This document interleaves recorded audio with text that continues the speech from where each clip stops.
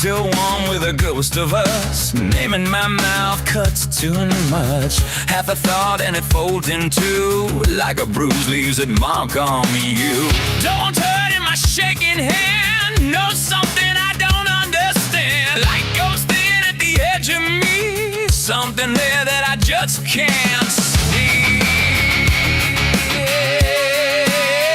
You hear that too? Or is it just me? Downside out, downside out. I need to go where I don't belong. Downside out, downside out. I need to go where it feels so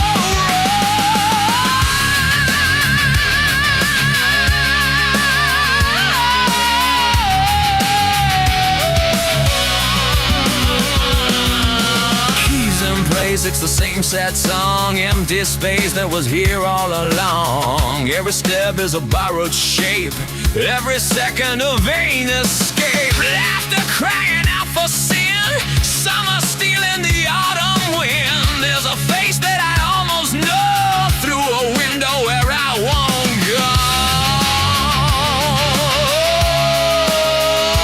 If you're there, don't let me see. Downside out, downside out. I need to go where I don't belong. Check. Downside out, Check. downside out. I need to go where it feels so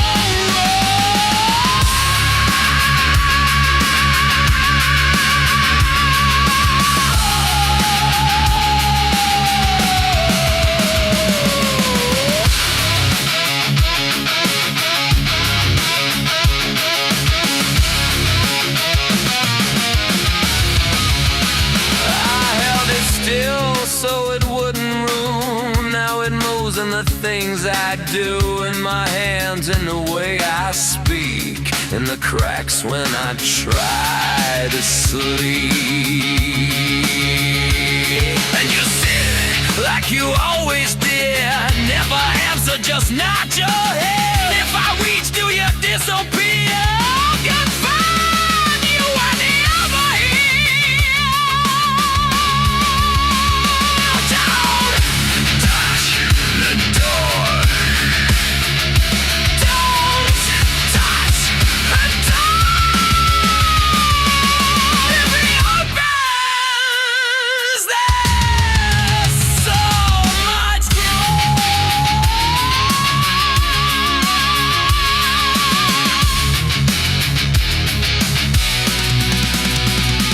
downside out.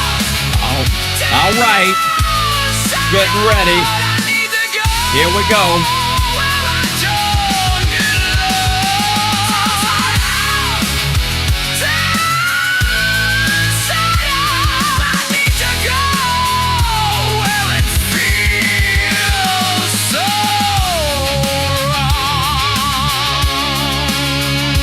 Okay, we got to go straight to this. Nerd Halen, May 22nd, Celestia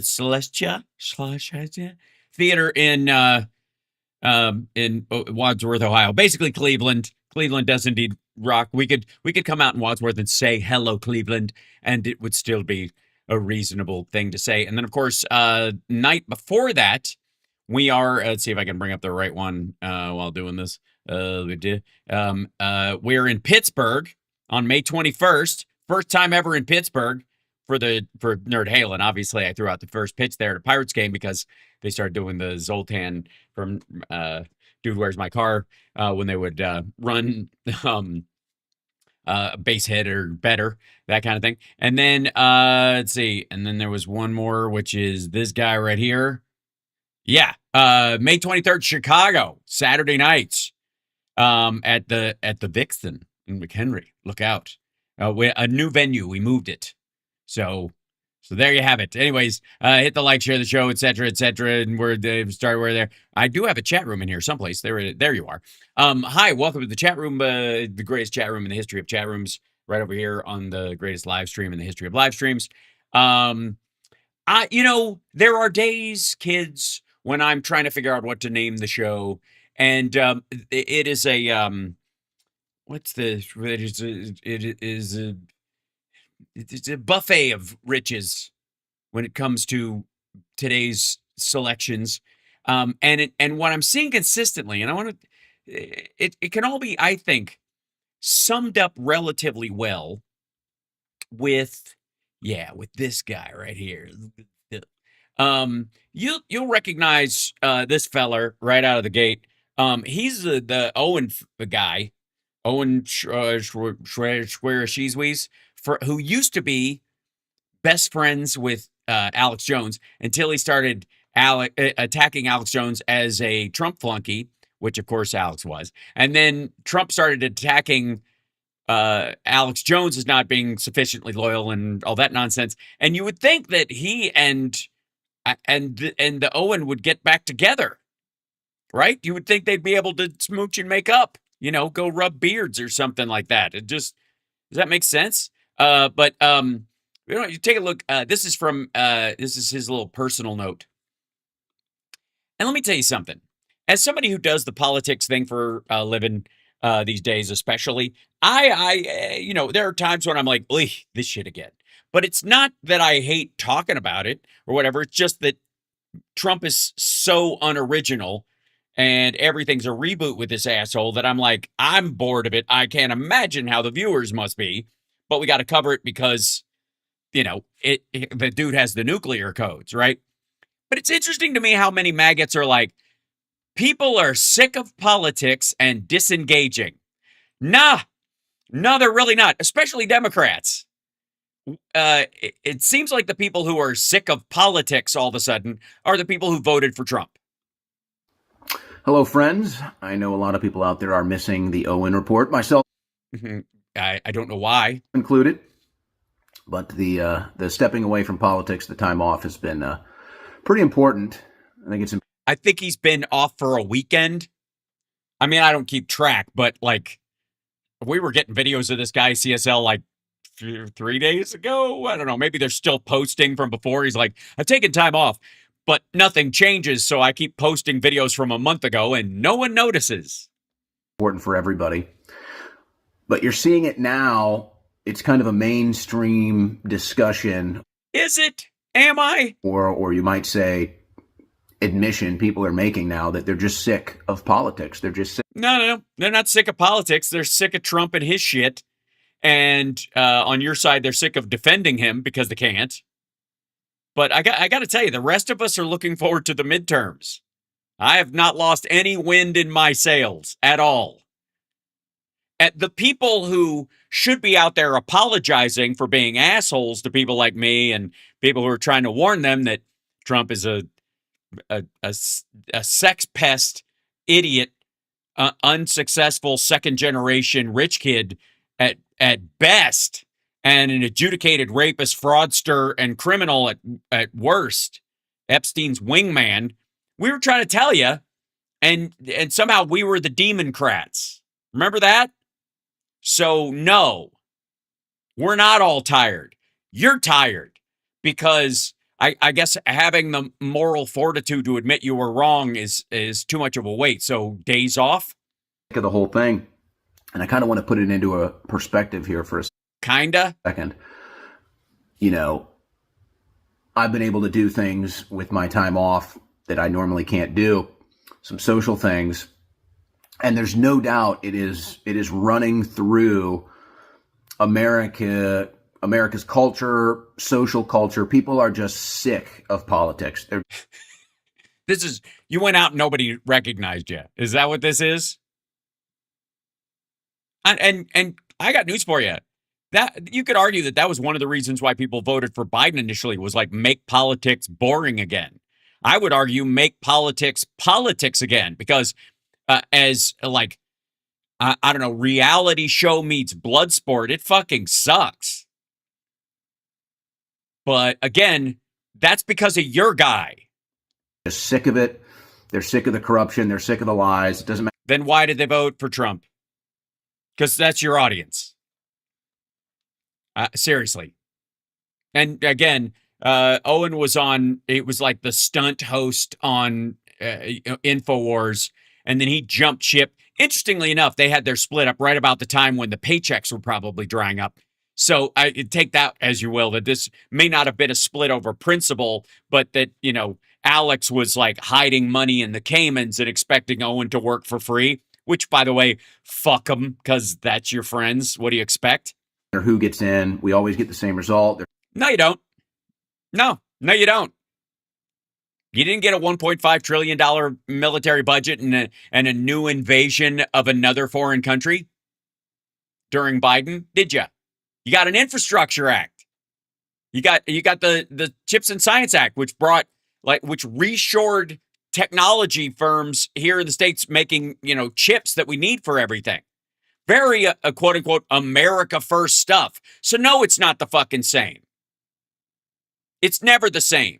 And you assholes always say that when your guy fucks up the economy, and then a Democrat comes in and tries to fix shit, and then you're rubbing elbows with fucking TYT going, why aren't we getting utopia on a timeline? I told you, they're all the same. Like, asshole, we're still cleaning up the last mess from these guys going, we need true freedom. Get the fuck out of here. Sick of Congress. They're sick of the media. They're just sick of all of it. No, I'm not. I like the Democrats, by and large, that are in the House and Senate, with some rare exceptions. Certainly, those exceptions are rare enough where I don't shit on the entire party for what they're trying to fucking do. And I know for a fact that none of the awful that you guys are bitching about that Trump is doing, there's no way Harris would have done that. Period. End of fucking story. So no. Carry your own weight. All right. So anyways, you guys get the point. There is a shit ton of this nonsense where these guys are doing cleanup on each other. Because we're so sick of this. They're all the same. It's all the same. The deep state. You know what I mean? It's the deep state. But then there are those, ladies and gentlemen, hit the like, share the show. It's Hal Sparks Mega Worldwide. You're welcome. Then there are those that are just, they're confronted with the reality, I guess, so much that they're stuck accidentally telling the truth. This is a double hitter, I think, because it's somebody else piggybacking off of one of the other people's bad news. Trump is fucked. How would you say things are going? Getting better, getting worse, staying the same. By the way, Biden was all by and large staying the same or getting better, and maggots were even going, like, even the ones that wanted to say it was getting worse had no numbers to back that shit up. This is Jimmy Dore Show. Megyn Kelly sounds the alarm about Trump's cratering poll numbers. Weird wording from a group that supposedly wouldn't support, a hyper, crony capitalist crypto trillionaire, right? You'd think from the alleged politics of Jimmy Dore, as a faux aggressive, he'd be, lining up to shit on Trump instead of saying he was the better choice in the last election, and sounds the alarm. That means to someone. You know what I mean? If you're sounding the alarm, you're like on the same side as the person, and you're warning those fellow travelers of your own that things might not be great. Theoretically. Let's see. Ding dong. The most recent one is a Pew polling data that I can find. This is from April 23rd. Only 32% of Americans are very or somewhat confident that Trump can make good decisions on the Russia-Ukraine war. Wow. What's the wow part? Besides every fucking... Do you have every application open on your background? Is this the struggle is real? Is this the day that Jimmy doesn't have a producer in, so he just doesn't know how to close Windows? It's Command W. Just hold down the Command key and hit W, Jimmy. Yeah. 66% are not confident, including 41% that are not confident at all. Wow. What was that? How much? 41% say they are not confident at all. That Trump can make good decisions around Ukraine and Russia. This is one of Trump's weakest. Also, by the way, Jimmy thinks that a good decision about Ukraine is calling them Nazis and let Russia win. That's just for the record. So the definition of what good versus not good is very malleable. Yeah. Areas across 12 foreign policy issues tested. Yeah. Well, here's what Megyn Kelly has to say about it. Yes, because when faced with dead air, let Megyn fill it. Trump has cratered. I mean, cratered. It's like not even present tense anymore. It's done. Just 23% approve of his overall performance. 21% of independents support this war on Iran. 21. You've got 79% of independents who are against. Folks, you cannot win elections like that. This is another episode. Maybe this is a great business model. Maybe I'm just doing this all wrong. Maybe I'd get a lot more subscribers if I just sat there staring at my fucking laptop like an asshole hogging the Wi-Fi in a Starbucks. And like Jimmy and Ben Shapiro and Candace Owens, my numbers would go through the fucking roof because I play stuff. And then when it's done playing, go, huh? Is it there? Why am I bothering with all this fact checking and extra information? Because I'm me. That's why. But okay.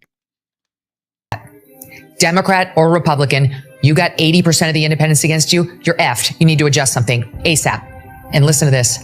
How many independents approve of Trump's job performance when it comes to the cost of living? 12. They were already suffering. Wow, 12. What an important number, because that's also the lowest age he would fuck, according to his interview with Howard Stern. Yeah, he apparently thinks 12 is the bottom. Or the top, I guess, depending on how pedo you are in his friend circle. And they were blaming him. And then we launched a war of choice that was not necessary. And their gas prices went up. And energy prices are going up. So this pain is likely only to get worse. And this war needs to come to. I like the dramatic music in the background. You know, that's nice. It's a nice touch. Very TikTok. An end right away. At least now President Trump seems to want it. Unfortunately, as the old saw goes, it's very easy to start a war and very difficult to end one. The Iranians get a say, and they're not rolling over. By the way, I'm fairly certain that is a channel bogarting clips from Megyn Kelly. So Jimmy is piggybacking off of a YouTube reel from a channel that's stealing clips from Megyn Kelly. It's amazing. Workers of the world unite. It's nice that no one can take your labor. Right, Jimmy? Trump has cratered. I mean, cratered. Trump has cratered. Yeah, we know, asshole. And again, boo fuckity who? Wow, let's listen to those. Let's listen to those stats again. You don't remember them? 12% of independents approve of what he's doing on the economy. It was like 21 and 12 for like, who gives a shit? And maybe he just wants to look at Megyn again. I think that's true. Yeah. It's like this is basically like the Temu version of the movie Her, but it's just Jimmy Dore watching Megyn Kelly shorts. Not even present tense anymore. What are you looking at? Fuck is your problem? Here's a good idea. I just gonna throw this out there. So eyeline, Jimmy, eyeline. One of the things you could do is that if you're going to look this way, to where if what you're trying to show is over your right shoulder, right over your right shoulder, then put your monitor or your whatever you're looking at that direction, so it doesn't, when you play a clip and it to your audience, it looks like you're looking at the same thing they're looking instead of up. You know what I mean? It's just a little production note. That and clean up your fucking desktop? Jesus. Done. Just 23% approve of his overall performance. Just 23% approve of his overall performance. Yes, those people are called maniacs. We know this. There, and I know they're going to make a bum rush for it. So, and Wow. What are they approving? how many times is this asshole going to say wow? And by the way, technically, based on the Marxist millionaire over here, what he sells to people, is that he's somehow on the left or a champion of the left or some nonsense like that. Used to be on TYT and was too far left even for them to pretend that they gave a shit about. And now honestly, it seems like he's part of that 23%. Approve of? Whoa. 21% of independents support this war on Iran. 21. You've got 79% of independents who are against. Folks, you cannot win elections like that. So we're just going to watch this on a loop. Is this the whole show? What can I mean, the dude's got almost 2 million subscribers. Hal, why don't you just steal other people's shit and squat on their content? And you could be ginormous like Jimmy and Hassan. Besides morals, I also happen to think I'm wildly entertaining, so I don't need to just kind of fucking piggyback on other people's shit. It's my commentary that matters, not just sitting there playing somebody else's stuff and going, wow. Or in the case of Hassan, walking away from camera to electrocute his dog, take a shit, or eat some fucking Burger King or whatever the fuck that is. Democrat or Republican, you got 80% of the independents against you. You're effed. You need to adjust something ASAP. And listen to this. How many independents approve of Trump's job? It's still just, sorry. Is this, are we just going to sit here and watch him attempt to get wood? We are. Look at this. Jesus. He plays the whole thing again. Boy, she's got good eye makeup. I gotta say, she really isn't it nice? Her whole makeup thing is great. Finally, some truly insightful political commentary and comedy, because I don't know if you've heard. According to him, he's a comedian. Yeah, and this would be, I think, the kind of joke. I don't want to step on your toes here, big guy, but this is one of those jokes where you see something and you say something. Doesn't even have to be funny. It just has to be a detail other people might notice, and therefore you can go, huh? What's with that? And then it's, poor man's punchline. The way she's got the hair swooping. I'm not supposed to comment on women, right? Is that bad? Oh, you're stealing one of Trump's jokes. You say a woman's beautiful. That's the end of your political career. On men. Just talk about men and how Right. they look. Is that bad? Bisha, you should say something. I like the swoop. I like the eyeliner, That's what he said. shadow, Well, how about the brow even? It's nice. Nice strong brow. Look at the lips, the whole. I'm not supposed to say anything. And her décolletage. What is that? It's the cleavage. It's the upper part of the chest, dum-dum. A décolletage? Décolletage. Oh, God.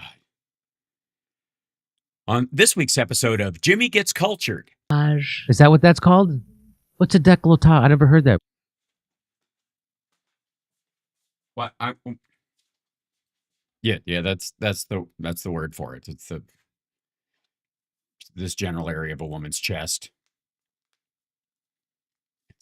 For fuck's sake, you're not gonna just kind of go to why Trump might be unpopular and how you're glad he is alleged progressive.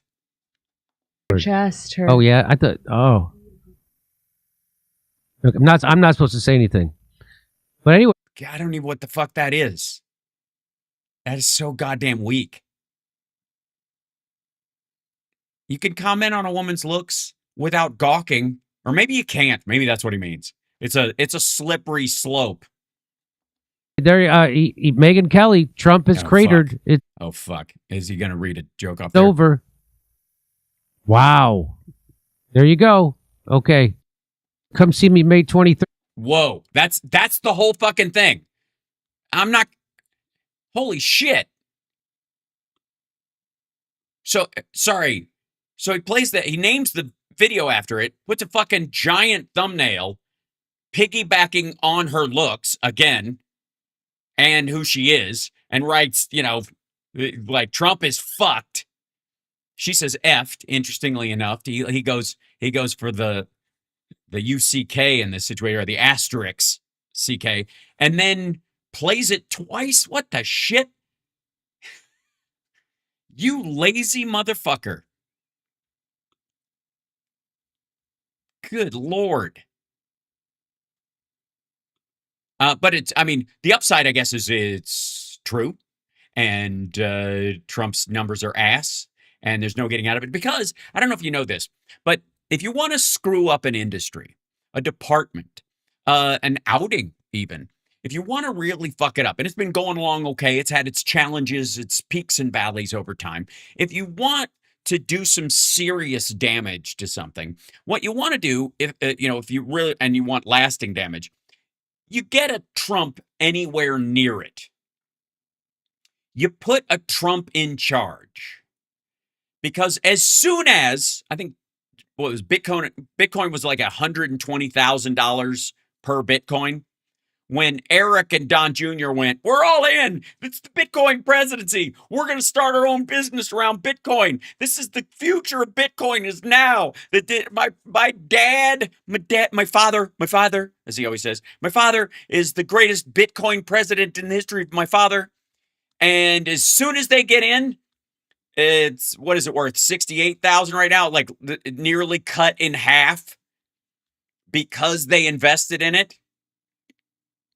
Anything you put one of these dickheads near, they will fuck it up. Well, guess what? Eric Trump removed from public leadership of fintech company with Trump family ties. I guess what'd you do? Let him make decisions? What are you, stupid? I mean, you're a Bitcoin investor, so yeah, but Eric Trump removed from public leadership of fintech company, the Trump family ties, what it says. And then we go to, President Trump's son, Eric, no longer appears on the leadership webpage for Alt 5 Sigma Corp, a fintech company closely linked to his family's World Liberty Financial Crypto. Gee, wouldn't be because their entire equity and profits have dropped to nothing. Could it be that they basically, he has the same monetary policy as the Joker in The Dark Knight?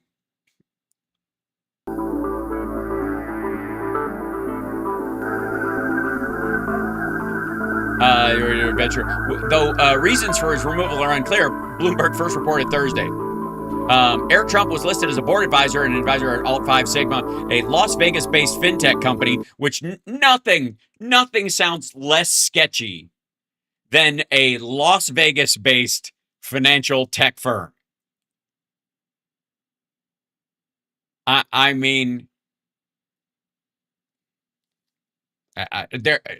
His dad fucked up a casino. I'm honestly. Eric could close the bunny ranch by putting his face on a fucking coupon.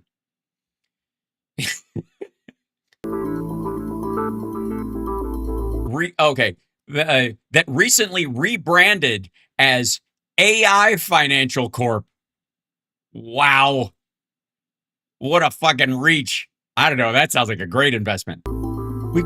Guys, my father says my father's giving all this AI money. We should we should put we should change our name to AI because my father. Alt Sigma Corp entered a partnership with the Trump-founded World Liberty Financial in August, known for liberating people from their life savings all over the world. Striking a deal in which the company purchased $1.5 billion worth of World Liberty fucking crypto. Is it going to say crypto? Stock? Yep. World Liberty Financial crypto tokens. They gave him $1.5 billion, and then it ate shit so bad they had to kick his son off the board. Neither Trump nor Alt 5 Sigma have commented on his removal, but World Liberty Financial spokesperson David Waxman told Bloomberg Trump is a highly visible and active fuck up on the board. Active co-founder of World Liberty Financial. Well, yeah, dumbass, that's not the point. He was on the board of this other thing. World Liberty Financial is a Trump grift.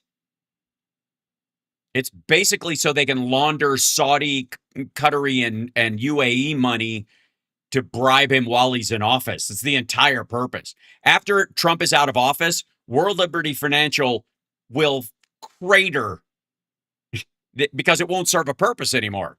Why the fuck does people need to shuffle money through a Trump-based crypto if they're not trying to bribe him with the transfer fees? Good Lord. Anyway, so, this is, what do I know about business? These guys are smart. And again, Trump in this, where is he in this whole business? Trump signs a bunch of executive orders in this. And I think, that's fucking an hour long. That's just too much to deal with. He was doing this this afternoon. Hello. They had him back to signing pages of Project 2025, even to the point where he signed one of them twice. So they go in here and there you go. And the next level. Again, by the way. And open a new local. Always start filming after he's already in the room and seated. This is this is the same cover Roosevelt got. For all Americans. That was really much promises made. As I say, promises kept. I'm thrilled. Yeah, you should trademark that because it doesn't have to be true. Press at 12 minutes. And in this one, okay. Because this one's the cut-off version of, I think, too. Because we don't have to watch this whole this nonsense. Yeah, so he signs this thing and then holds it up like he made Boom Boom in his diaper. The National Fallen Firefighters Memorial Weekend. Awesome. As you know, firefighters this is where he starts taking questions. Do an incredibly difficult, dangerous job. Again, an executive order honoring fallen firefighters, totally fine. Most presidents do something similar. I would argue all of them have at some point. They just don't want a pat on the back for it. You think Biden gave a shit about firefighters? Yeah, he raised the funding for them and made sure there was plenty of money for them in the FEMA funding and other stuff. Yeah, he kind of did. I mean, he didn't have people film him signing a piece of paper saying so. I care about the firefighters. Look, I signed a piece of paper that says so, which has zero impact on them. Help keep us all safe. This is a proclamation honoring their Ooh, a proclamation. Damn. sacrifice and remembering those who... Beats memorizing and saying it out loud. I mean, it's nice to sign that thing or whatever, but maybe say a few words yourself.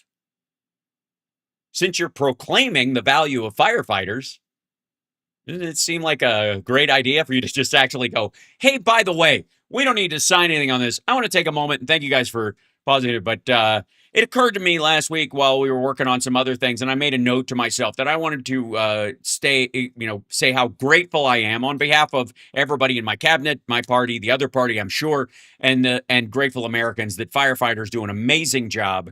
And sometimes they may feel like it is thankless. It is very dangerous. The worst day of your life is often their average day. So I want to say on behalf of a grateful nation, thank you. And we will do everything we can to make sure that you have the resources you need to do your job effectively and to, heal if you are, God forbid, injured, and that we take care of the people around you if you're, claimed by this, terrifically painful and dangerous job. That would be, an actual proclamation as opposed to signing a proclamation and going, look, I made of squiggles. By the way, how many fucking letters are in Trump? That's right. There's his middle initial. Everybody likes that? You bet. That's pretty fucking long. Also, does his last name end with a T as well? How is that a P? T R-U-M-E a P, which looks like a mountain. P of the mountain. Okay. Yeah, see? Firefighters. That one deserves something. Yeah. Fuck. What are you applauding? I mean, you're not applauding the firefighters. They're applauding him.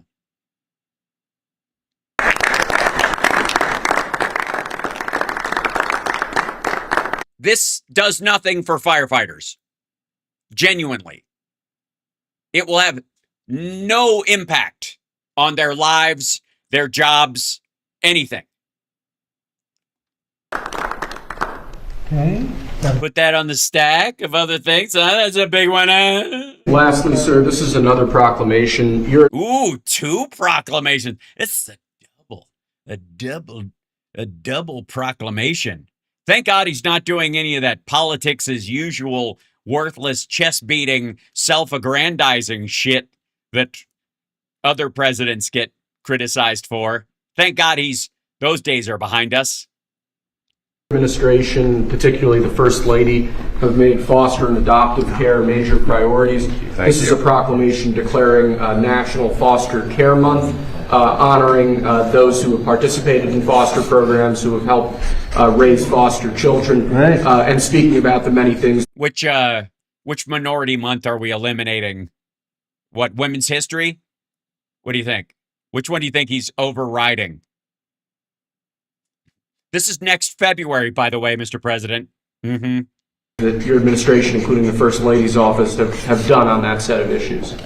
Yeah, it's been a big thing for the First Lady, so this is in honor of her. It's been a big thing for the First Lady. How do you know that? Because he just told you it was. You missed her fucking birthday. You certainly don't know what her priorities as the First Lady have been. Be best. First Lady. Well said. This is for. I'm not really doing it for foster parents. I'm doing it for First Lady. So really, you're applauding her, and she's a movie star now.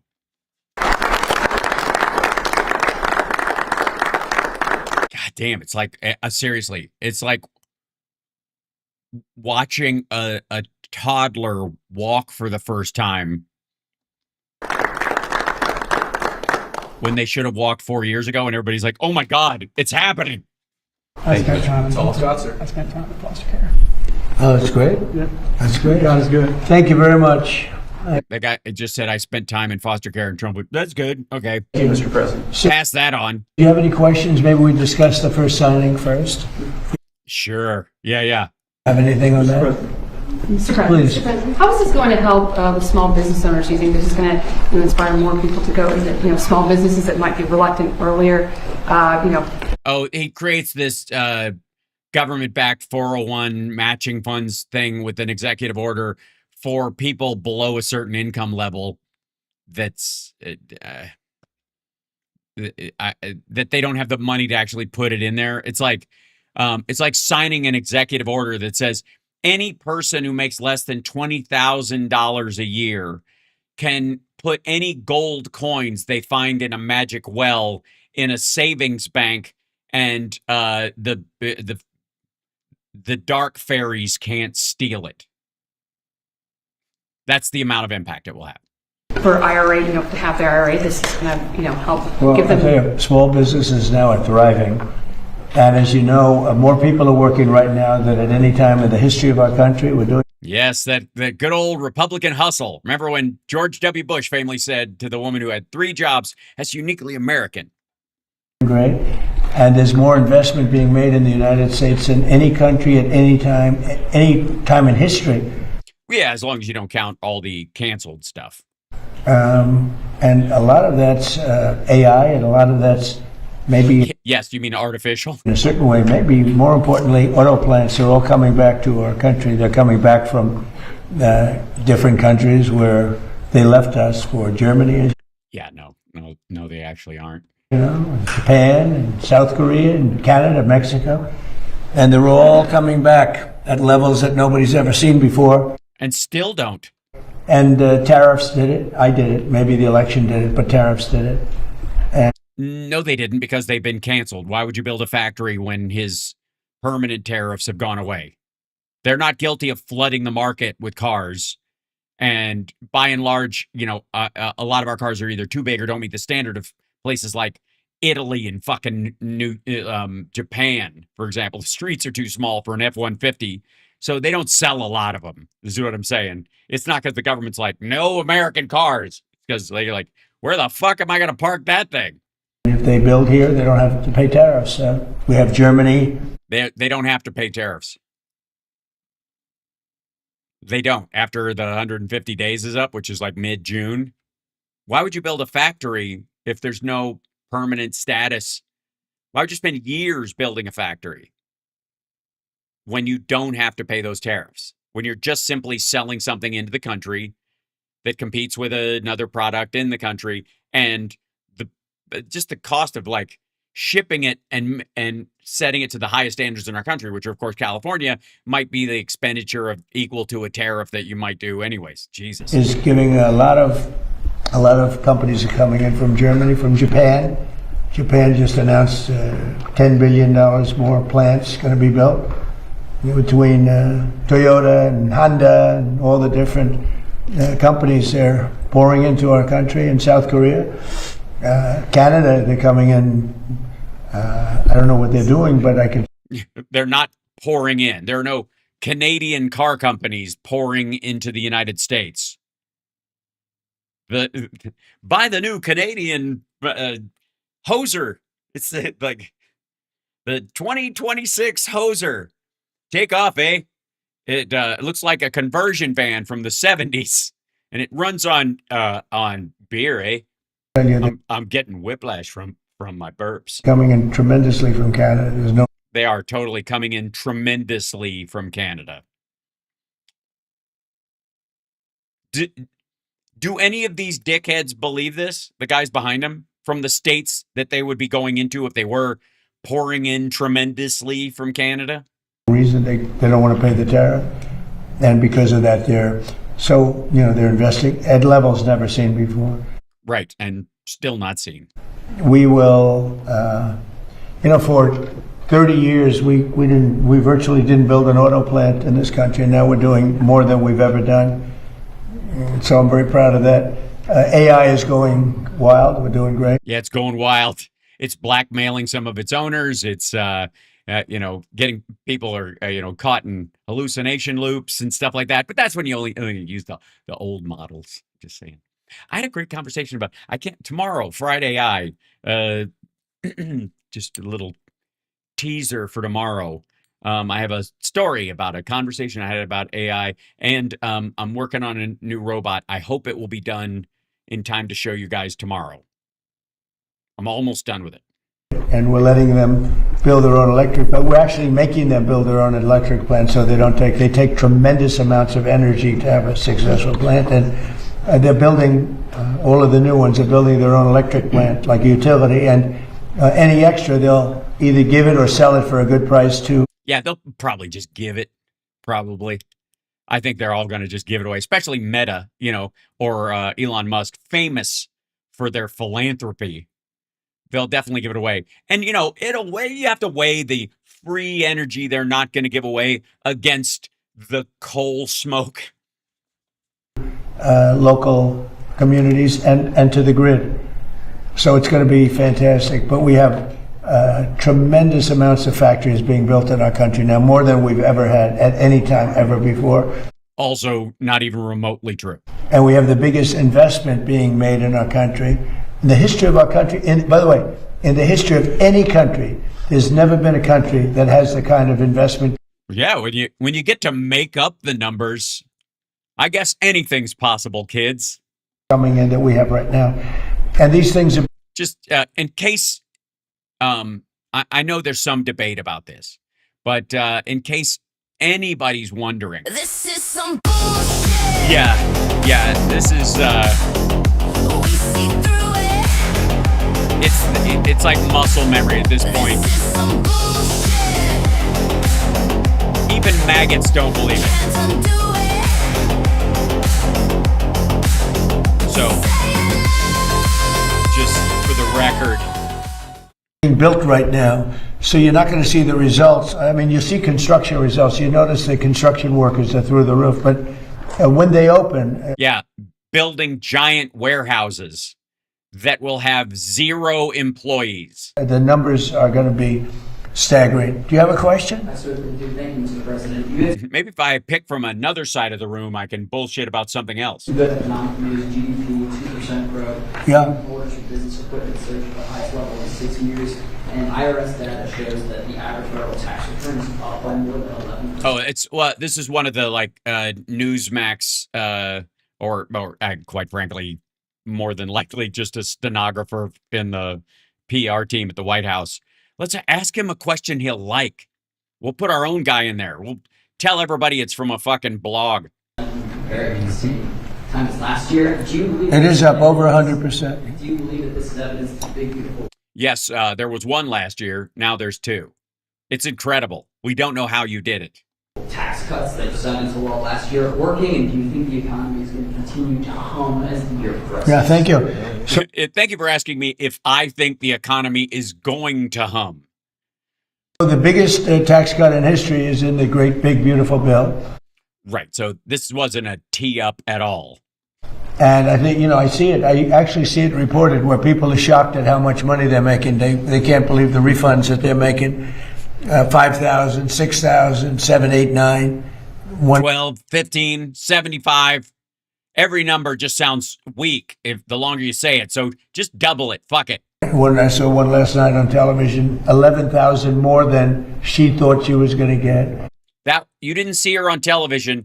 That was the lady that came to the White House. Holy shit. You were watching yourself. For those of you that missed it, that was the lady from fucking DoorDash. Wait a second. Hold on.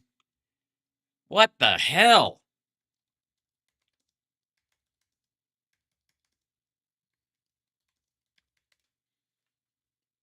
Oh, God damn it.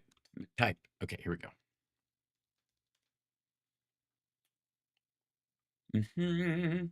Good Lord.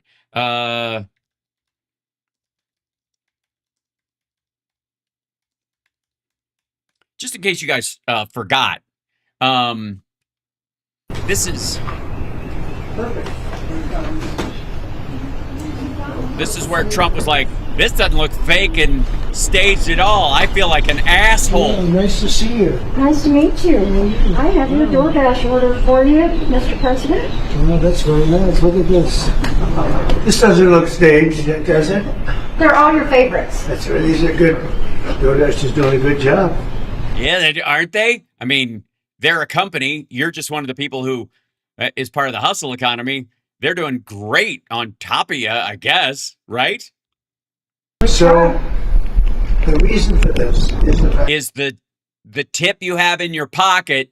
You're supposed to give her, and then she can stand there for a minute and talk about no tax on tips, and then you can let her go. And if you want to talk to the press afterwards, you can. But instead, you stand there with 2 fucking bags of McDonald's, basically explaining how contrived and shitty this whole thing is. And then you put the bags down and forget to give her the tip. And a reporter has to remind you that that she made $11,000 in tips. Isn't that incredible? Oh, wait, hold on. And just based on, was that surprising to you? Hold on. Back in. That I heard you picked up an extra $11,000. Right. Now back to this. That was like, when was that? It was a fucking week ago? When was this? It was 2 weeks ago. This was 2 fucking weeks ago. I have no sense of time in this crazy burned out burger of a world we live in. 2 weeks ago, a real life woman came to the White House. He saw her in person and he did a little shtick with her about the $11,000 she got as a tip. And then sewage brain ends up squirting this garbage out. 5,000, 6,000, 7, 8, 9. One I saw one last night on television, 11,000 more than she thought she was going to get. And it's no tax on tips and no tax on overtime, no tax. Yeah, we holy shit. We saw it.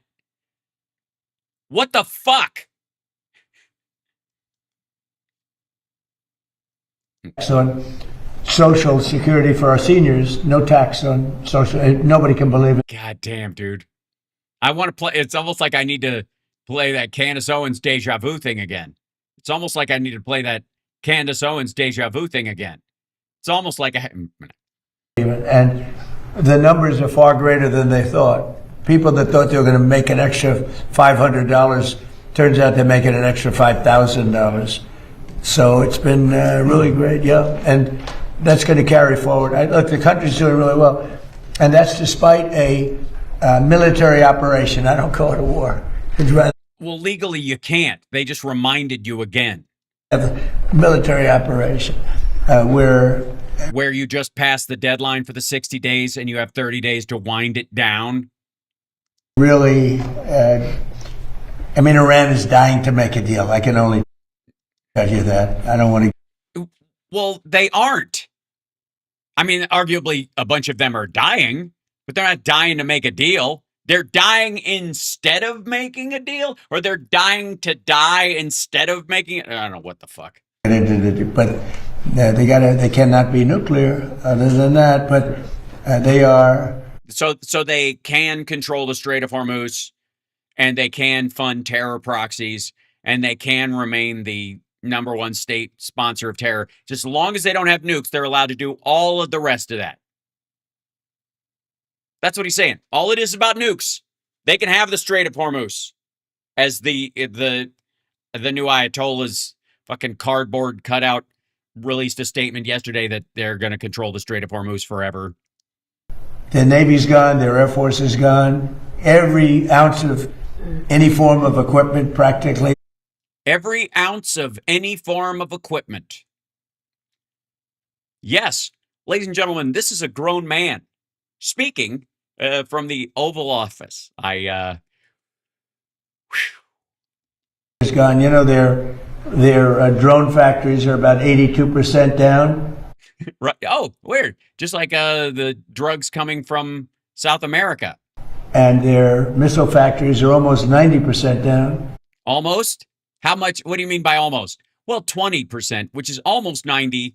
I mean, because it's closer to 90 than not, than to negative 90.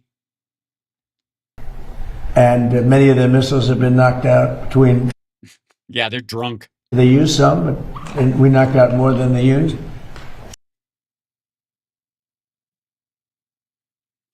I suppose he means bombing the weapons stores, but I'm fairly certain we didn't shoot down more missiles than they fired. And it's pretty amazing what's happened. They want to make it is. It's amazing when we shoot down missiles that haven't been fired. A deal, but despite the fact that we are in what some people would call a war. Yes, you mean the Department of War, for example? We just hit a new high today on the stock market. We have S&P is through the roof. They're through the roof. And, you know, when we hit 50,000 on the Dow and 7,000. They said it couldn't happen and blah, blah, blah, which they did. On the S&P, I said to myself, we got to do something. No, thank you. Think about Iran. They want to have a nuclear weapon. You can't let them have a nuclear weapon. And I hated to do it to my people because they said. Well, I thought you handled that last year. Didn't you obliterate the Iranian program last year? Wasn't that the 50,000? Peter, you know this. That 50,000 wouldn't be obtainable in my 4 years or anybody's 4 years. And he's nodding at you as you're speaking, but he doesn't actually believe that, right? He's going, I'm hearing you. We hit 50,000 in my first year. The end of my first year, we hit 7,000 on the S&P. They said that would be even less. Yeah, because of AI. Because AI is carrying the entire market. For real. Like, get the fuck out of here. A new industry being basically invented during the Biden administration because of the release of ChatGPT and the the cascading economic effects of that industry aren't something you made up. Attainable, and we hit that at the end of the first year, before the year was up. And then we decided to fuck it up. I said to Kevin, sorry about this, Kevin, but we have to put out a fire, and the fire is taking place. Well, we had to start one, actually. In the lovely country of Iran, and they want to have a nuclear weapon. And if we didn't use this beautiful, see that plane right there, that beautiful B-2 bomber? Yeah, it's a model. It looks small there, but it's actually quite. Yet they're laughing at you, not with you. He's not kidding. Doesn't look very powerful there, but it's. What he means is, and I'm dead serious. If you look at, there are two airplane models on the table. There's the B-2, and then there's the what I would presume is the prototype. It's either an F-35 that they called the F-47 and gave him a little participation trophy. And the reason this one, the B-2 bomber is much larger than the fighter, but the models are the same. And that apparently bothers him, is that he doesn't want this one smaller, but to scale, the B-2 should be larger, which I guess to scale it would take up his whole fucking desk, even in miniature. I'm dead serious. So just to be clear, that's why he says it looks smaller. He's not saying it to be funny. He's not making a joke about it's a model, not the real thing, which is what everybody thinks he's joking about. What he means is two of his toys are the same size, even though one should be scaled much larger. Quite large, actually. We ordered 25 more of them. The updated version, all built. Yes, which is even bigger. In America. And gold plated, so they, fly like a boat anchor. Which is very nice, right? But if we didn't have that B-2 bomber, if we didn't go in and do what we did, we obliterated that nuclear capacity of theirs. Well, then why are we there now? And so they didn't get the nuclear bomb. If we didn't do that attack, should have been done long before I came along by other presidents or by. Yeah, but that still doesn't explain why we're attacking them now. If you obliterated another country or something, but it should have been done long before I came along. But they are in very bad shape, and they've got. Why didn't you do it in your first term? I guess then, if it was that crucial. Also, why'd you run on no more foreign wars, no more, wars in the Middle East, no more regime change wars? I'm going to be the peace president. Why would you run on that if you were intending on doing this the whole time? Oh, right. Lying. Yes. Nothing including leadership. I mean, their leaders are gone. Now they have a whole new, their first string leaders are gone. Their second string leaders are gone. Now we're dealing with their third string. But we'll see what happens. Yeah. I mean, time has a way of moving forward, and that's when you find out things happen. We'll see what happens. Is it the only truthful statement he ever says? It's been an amazing period of time between. It has. Amazing. That's what I was thinking. Amazing period of time. Venezuela, and where we're doing great. We're getting along with them great. We're working very closely with them. They're well, we're not, obviously, the. I'm sorry, 1 second. One of my little things is this. Dink. Like this. Dink. Back on. Why is this up? Oh, I see. That's why. Dink. There we go. Wanted it to match from my vertical version. Never mind. They're doing more oil now than they've done in many, many decades, actually. And they're making more money, and so are we. It's like a joint venture, to be honest. Yeah, it's not. And we paid for the attack many times over. The attack, something you've never heard before, probably. I always used to say to the victor, belong the spoils. Right. That's what imperialists and robber barons and criminals say. But we paid for the attack, which is always expensive. But it was a less than 1 day attack. It was actually a 45-minute attack. And that's a good, they have good military in Venezuela, but they did not expect that and that and that and that. We did not fire on Venezuela with B-2 bombers, you fucking tit. It was a kidnapping. It wasn't.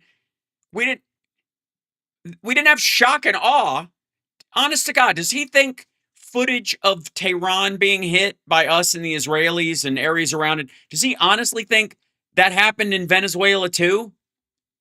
Other than that, oh, when these suckers come at you at 2,500 miles an hour at 25 feet off the ground, you say, this is not what I bargained for. This is no good. Anyway, and now, Venezuela was amazing, but now we're doing essentially, it's larger, but we're doing essentially the same thing in Iran. No, we're not. It's nothing like that.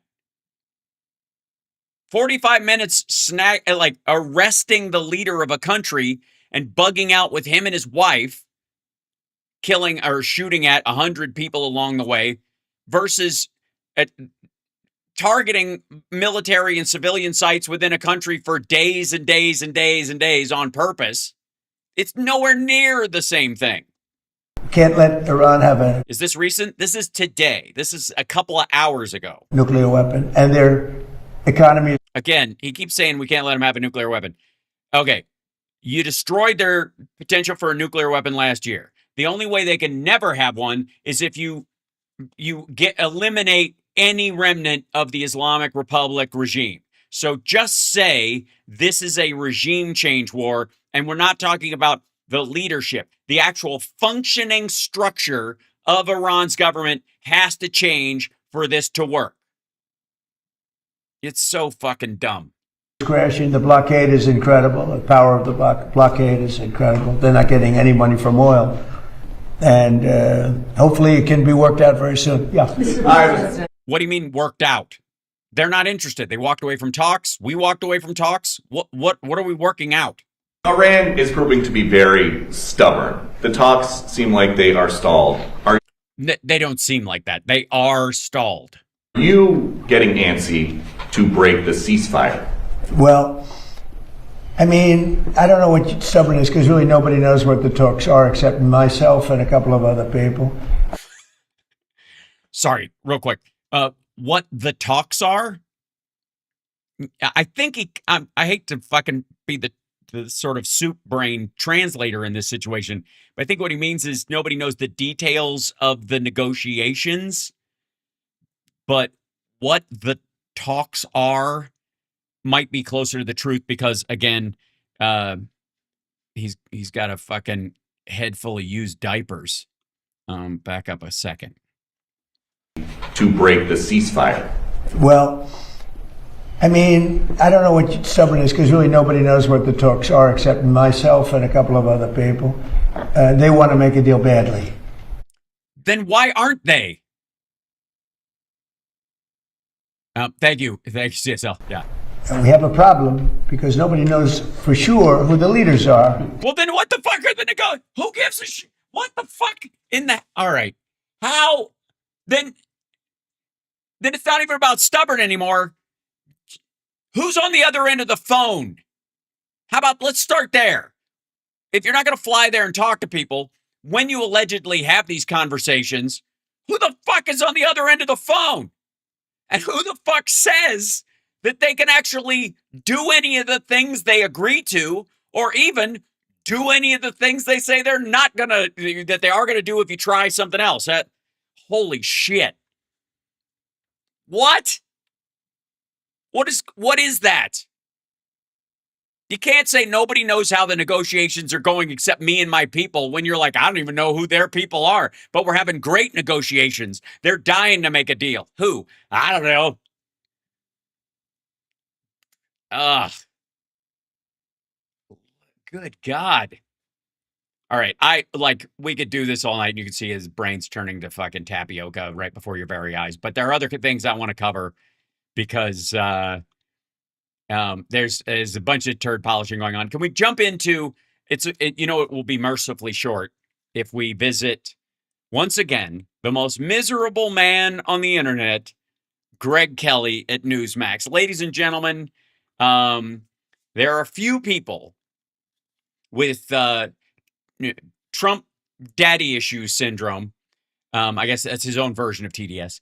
That is so desperately sad that he just gets to watch what happens around Trump from afar and fantasize about how he would have thrown himself in front of Trump and tripped him, I guess, when he was leaving the stage. So this apparently there's some new breaking information though, and if Greg Kelly has it, you know everybody else has already had it for hours. All right, a couple of things I have to go through. Number one, there's video. Number one, I just went number one. The full kind of elapsed sequence from the other night, from the first shot to when President Trump is off that stage. We're going to see some interesting things, and I think we're going to see some things that nobody else has noticed, all right? What, that it took 10 seconds before they covered him and they got Vance out of there first, and that it took them longer to get him out of there because he fell down. Also, the guy was a floor away. Hit it.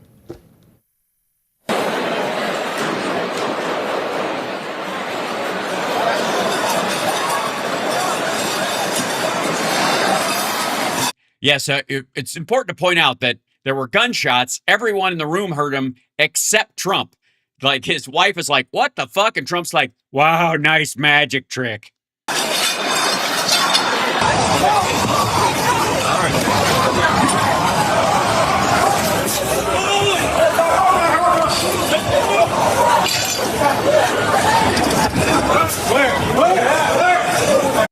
And at no point does anyone tell him to get down.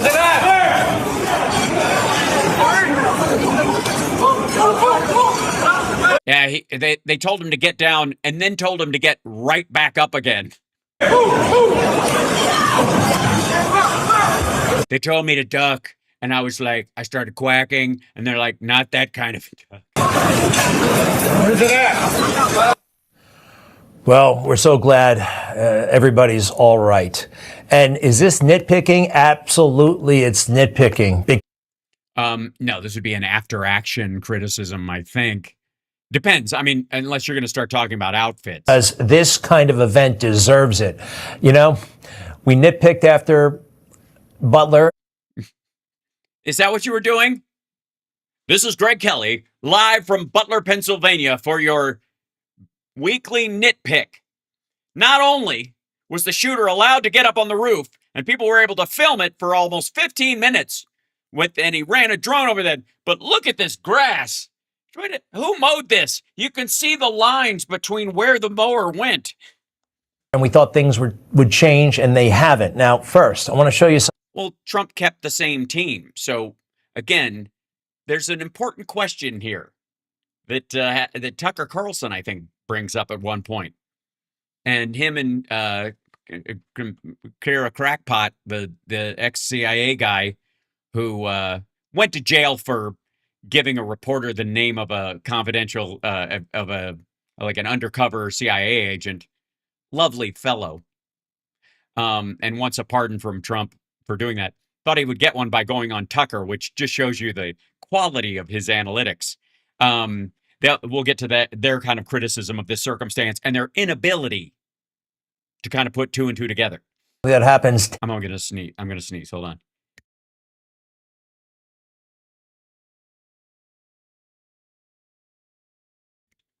So, like, sometimes you just know a single cat hair is just like, let's go.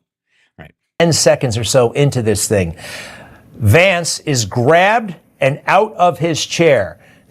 Right. Well, the alleged shooter went to a school that Peter Thiel basically pays for. So I'm kidding. It's not tied. The guy comes up to him, grabs him, pulls him out of that. Well, I mean, most of the agents can lift J.D. Vance. He's a featherweight chair, and he is on his way. Several seconds after that, what's the situation like behind President Trump? Well, in their defense, they were looking for the dolly. We've got to get the president out of here. Get this under his chair. Somebody else pull. They're still hanging around trying to figure out what to do. Now, well, according to Trump, he told them that he wanted to see what was going on because he's stupid. I think I understand where they're coming from. They want to get backstage this right. Sorry, they don't give a shit if they get it right with JD Vance, but they want to get it right with Trump? What are you talking about? They don't want to screw it up. It's not only President. Hey, asshole. The only way they could screw it up is to let him get shot. If they're overly cautious, no one will fault them. There were gunshots in the lobby. They got over their wire, shots fired. Real gunshots a little ways away. Just even in the fucking parking lot, they would be getting them the fuck out of there. So no, they weren't like, well, he'll get mad at us. Trump, it's President Donald Trump. Right, and he's fat, right? He's enormous, and he moves very slowly and reacts very slowly, and he's partially deaf, and even when he hears words, he doesn't understand them. Are they nervous? Does this VIP syndrome? Nervous? Yes, they're nervous that a president will die on their watch. Kick in? Is it inhibiting them from taking action? Remember, VIP syndrome. Yes, they're starstruck. That's exactly what. Oh my fucking God. What?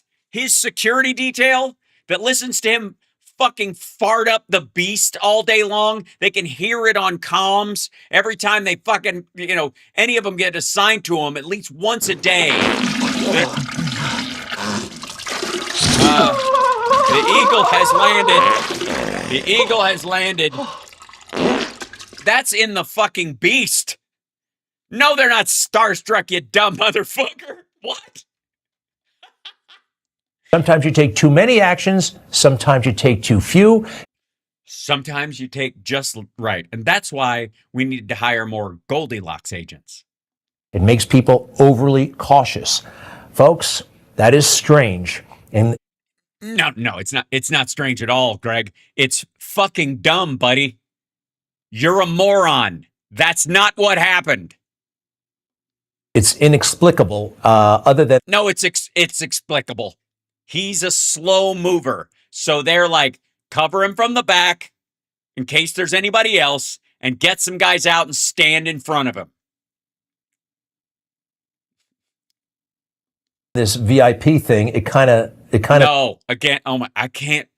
I mean, talk about projection. Greg thinks they're starstruck, and that's why they didn't do it. Makes sense. Now, when does President Trump actually first make the move out of the chair? When did they actually? That's 22 seconds. 22. Yeah, I know. It's I've said for a long time that they should have a non-harming, but an electrode in his seat. Obviously, it would have to be waterproof because it's gonna get wet. But that they could shock him and get him up out of his chair. Seconds. This is just incredibly too long.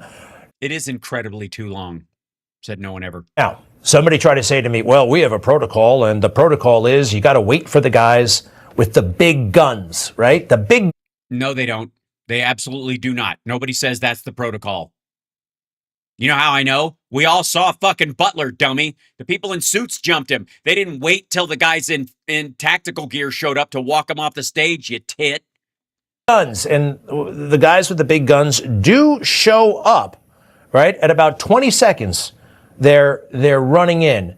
And it's not really. Yeah, but they were taking a piss, and it's a lot. You got to take all that gear off to until go. They get there that the move is made to get President Trump off the chair. I'll point out, he's the only guy in a chair still.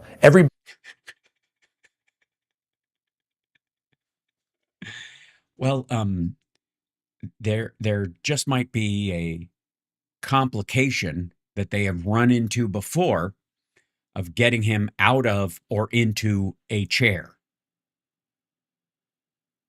This is not just as simple as somebody walking over and sitting down, that this is an undertaking and they know it. Everybody else is either under a table or out of there off the stage. He is still in an elevated position. I know that. Right. He's also stupid. Yeah. He was. What's the noise? Gosh. The guy in front of him, but just one guy. This is wrong. All right. Watch. Well, I mean, he's wearing, bulletproof vest and he would absorb it and stuff. And the other guys are reaching around him. These guys come running in.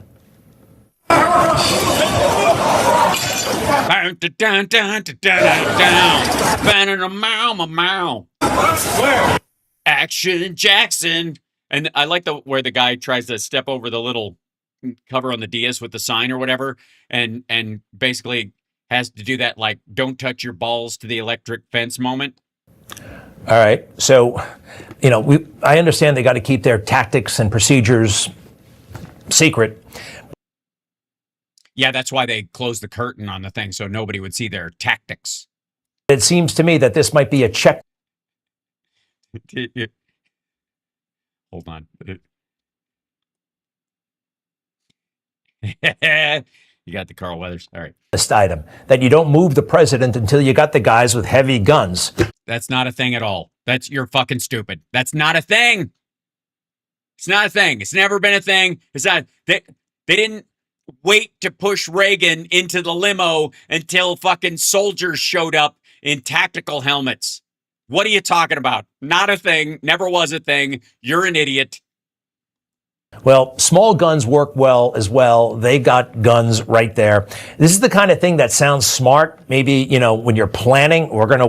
No, it's not. It doesn't sound smart because nobody ever brings it up. There is no protocol about wait to get him out of there until guys with guns show up. Shut the fuck up. You're out of your goddamn mind. This is garbage. You're making this up. You heard this somewhere. And it had to have come from inside your own dumbass head. Or, I guess there's a chance he was talking to another Newsmax host who's equally as fucking stupid as he is. That's never been a thing. That will never be a thing. Ever. No president would be okay with that. Why are you getting me out of harm's way? Wait for the other guys to put themselves into harm's way and then move me out of harm's way. What the fuck? Wait for the heavy assets to get there. Well, you might be onto something with that whole heavy assets kind of a thing, because it might have just been that he insists on cover when they're lifting him up away from the table because he's ashamed of his cankles or something. We need to put up a fucking wall in front of him of other people so they don't spot the fact that, when we lift him up by his pants, there's a squishing sound. But we got to reevaluate this. He never gets to it. He just goes, that shouldn't be a thing. You know, the thing that isn't a thing? That shouldn't be a thing. Great. Thanks, Greg. Brilliant. Thank God we have Newsmax, so we have real inside scoop. God damn. All right. There was shit. It's hard to even judge on this. So Erika Kirk came out with a video going after Candace Owens. Now, this was after the White House Correspondents' Dinner. It's like maybe whatever. And when I show you what she was wearing, you're gonna go, why does she look like a tactical supervillain in a Marvel film? Turning Point USA CEO. Shit, I didn't want to open that. Reload it. Quit it. There it is. I'm gonna open this guy because I want you to see that.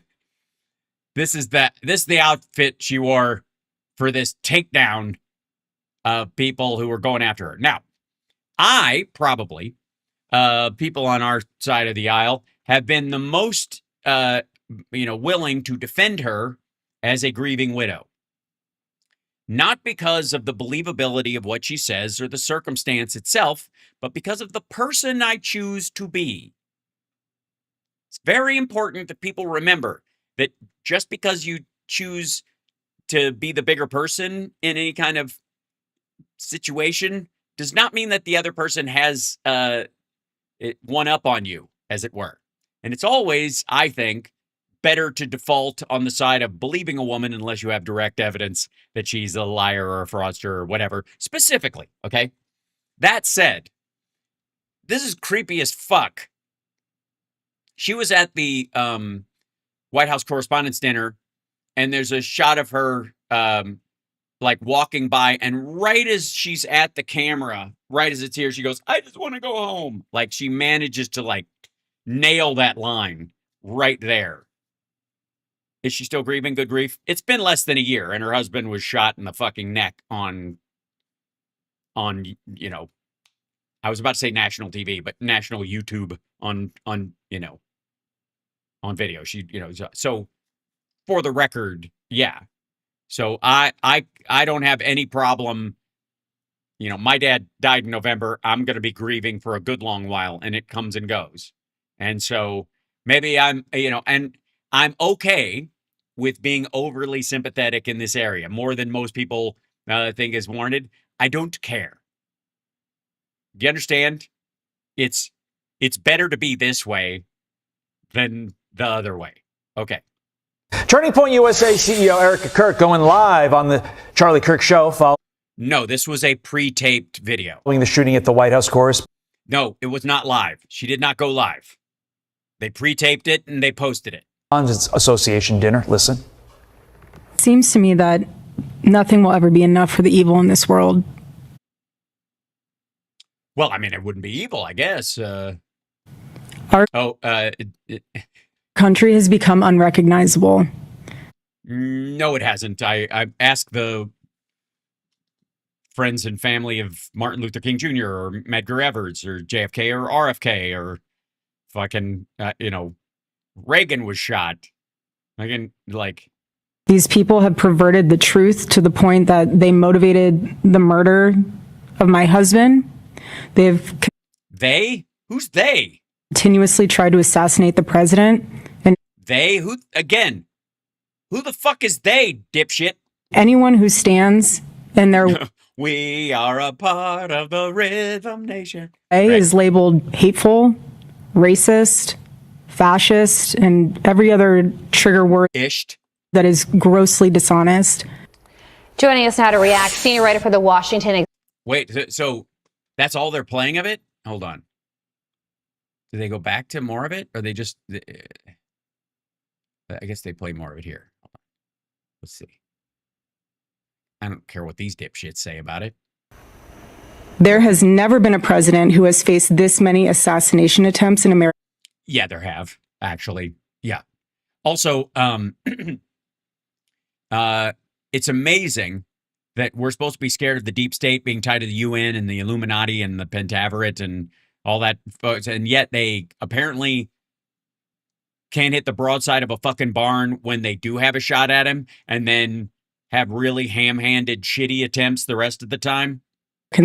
Entire history. The reaction from the far left has been, at best, a shrug, and in some cases, a sick disappointment that the shooter was unsuccessful. Yeah, again, there was that same spectrum on the right. That's what Jimmy Kimmel did to the First Lady. No, he did that joke before this happened, shithead. And it was about the fact that she's a trophy wife and he's fucking old. And he's clearly in a mental decay and he's going to die soon because he's elderly and in poor health, no matter what they tell you. And that's the joke that he's making because it's about, it's a joke about her being a gold digger. Now, I understand why some people might take that personally. He said that she had the glow of an expected widow. No. She had the glow of an expectant widow because it's a play on expectant mother. The glow of an expectant mother and then widow, alternating the life-death aspect of it for comedic purposes. But please be a fucking weakling about jokes now. Just 48 hours before that nightmare almost became... Yes, it was a joke that happened before this happened. A reality. And it had no chance of becoming a reality. There was no fucking way this guy's plan would be successful. No chance. If they had taken down the magnetometers, the guy still would have run through it, through the area. If that there were so many Secret Service guys out there, they almost shot each other. Get the fuck out of here. There was no way this asshole with this plan was ever going to be able to shoot the president. Not even as slow and as nitpicky as we might get with the fucking Greg Kelly's notes on an assassination. No, it was never going to work. That's why people feel free to shrug it off, because it was dumb and he was in no danger. And Joe, she used a really important phrase that I think underscores why this is happening. She called it the epidemic of dehumanization. Your Sorry, why? Fascists were human beings. Nazis even were human beings. She just called everybody who's against Trump evil and collectively shoved them into the word they as if they're responsible for or cheerleading assassination attempts on him. So get the fuck out of here with dehumanization. First of all, you made every individual Democrat or, or liberal in the country into a singular they. Eat shit. thoughts, Joe? Yeah, I mean, a permission slip for violence. I mean, this assassination culture where she's right. It's a shrug at best, and some people even lament. Oh, God. Jesus Christ. Like, do we want to go back over your fucking tweets during Biden? Shut the fuck up. Anyways, point being is that she had this, that was the reaction, that was her, like, she put that video out. And in it, she attacks Candace Owens, specifically, as part of her little diatribe, which I got to say, you guys know how much I hate the infighting amongst maggots. You know what I mean? It's just like, it's the low hanging fruit. Okay, hold on. That's the full message. Hold on. I would rather, go to here. Because I ended up watching I've seen her whole statement. And that's not the big deal. The big deal is, where it is. Oh, Erika, I love, hold on, and I won't let go. Long ago and far away. There it is, ladies and gentlemen, Candace. Oh, Erika. Oh, Erika. Responding to Erika Kirk's call out. So, needless to say, she took it personally because she name drops her in it. So she should take it personally because, and by the way, all widow aspect aside, let's just put that in its own pocket as a human to human terrible thing. Everything about the rest of these two, fuck them. Absolutely cuckoo for Cocoa Puffs, bullshit artists. But I again, I don't mind them neck biting each other. Comedians dressing up in whiteface, and I have Candace Owens claiming I murdered my husband, and the list goes on. I almost feel like we need a full on. And on and on. And on. Come play with us, Danny. Forever and ever. The heels of the White House Correspondent Dinner, she tweeted that she would be addressing her latest traumatization and traumatization. When you say traumatize, the I is the strong I, but there's a soft I in traumatization. She was traumatized, or there was a traumatization of everyone there. She did that today. She said, I need to spend time with my family. We should have pulled the tweet.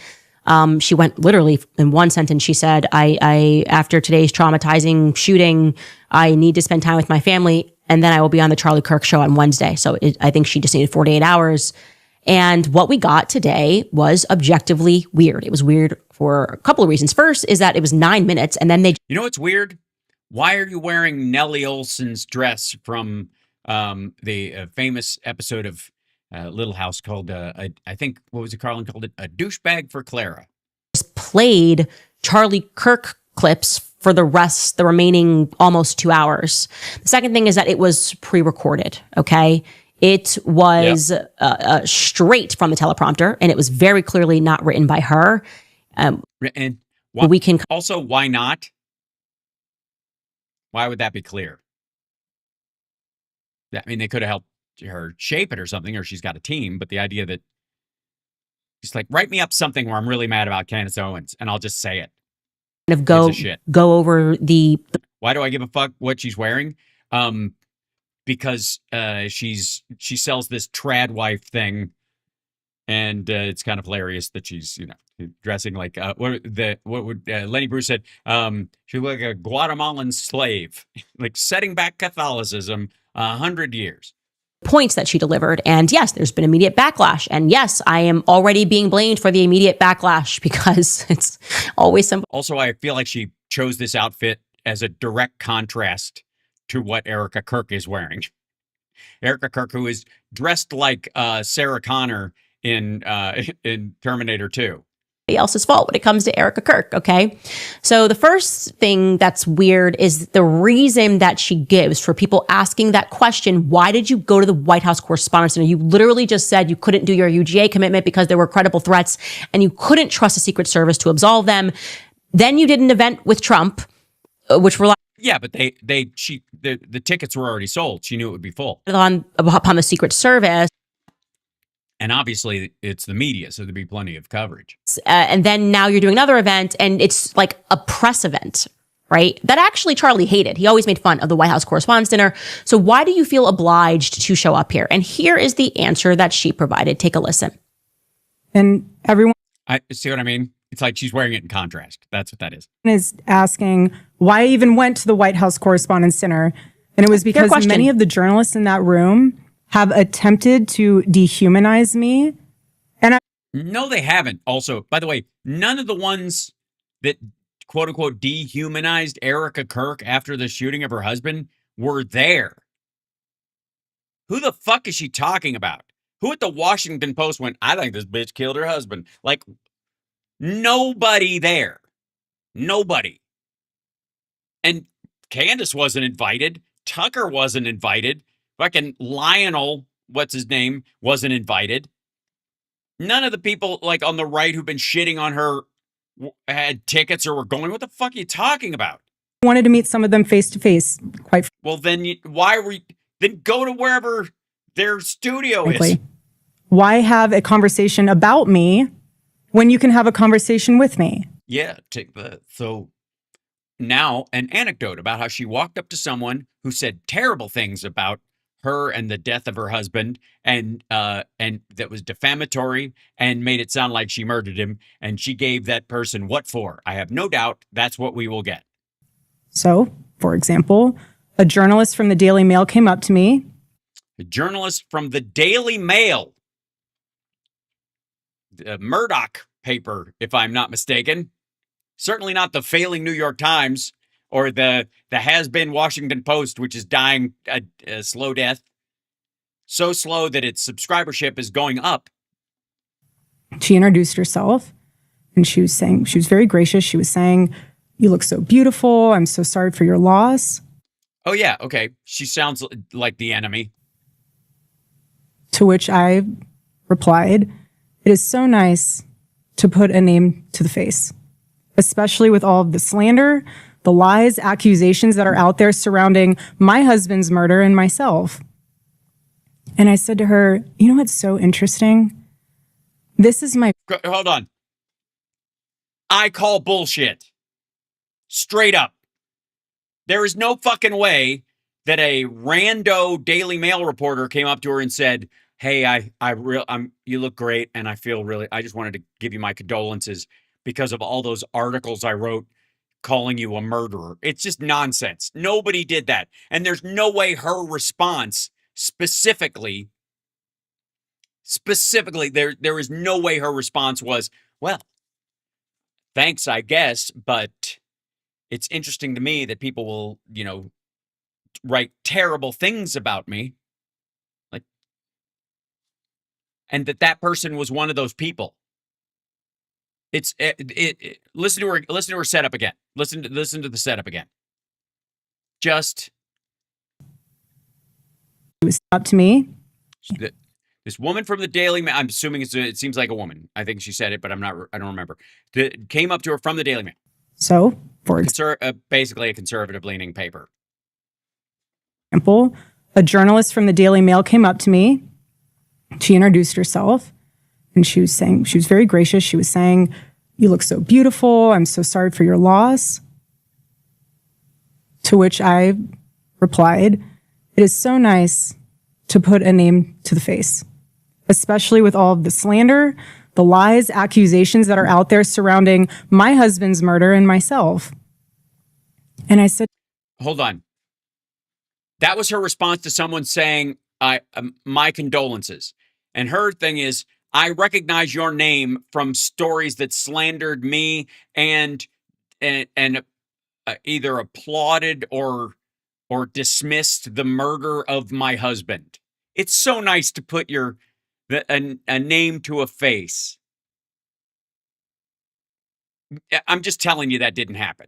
There is no fucking way she rolled up picking fights like this. It didn't happen. I'm just saying, it did not happen. That's ridiculous. to her, you know what's so interesting? And then you followed it up with, you just called her out for dismissing or applauding the death of your husband and accusing you of murdering your husband. And you followed it up with, you know what I find interesting? This is my first time at the White House Correspondents' Dinner. And I find it so fascinating, the dynamic that is going on right now, because everyone is all dressed up and you guys are co-mingling in and out of each other's cocktail parties. And so for one night, you are able to put aside all of your differences for the sake of freedom of speech.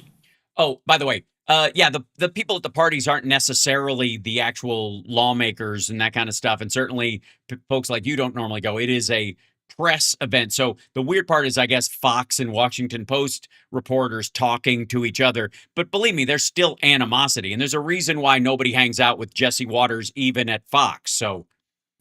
And then by Monday morning, things will go back to being an absolute bloodbath between. No, it's actually not a bloodbath. It's just people writing things. All of you. To which she replied, literally, she said, I know. Isn't it special, right? Also never happened. Honest to God. Does anybody believe that's how that conversation went down?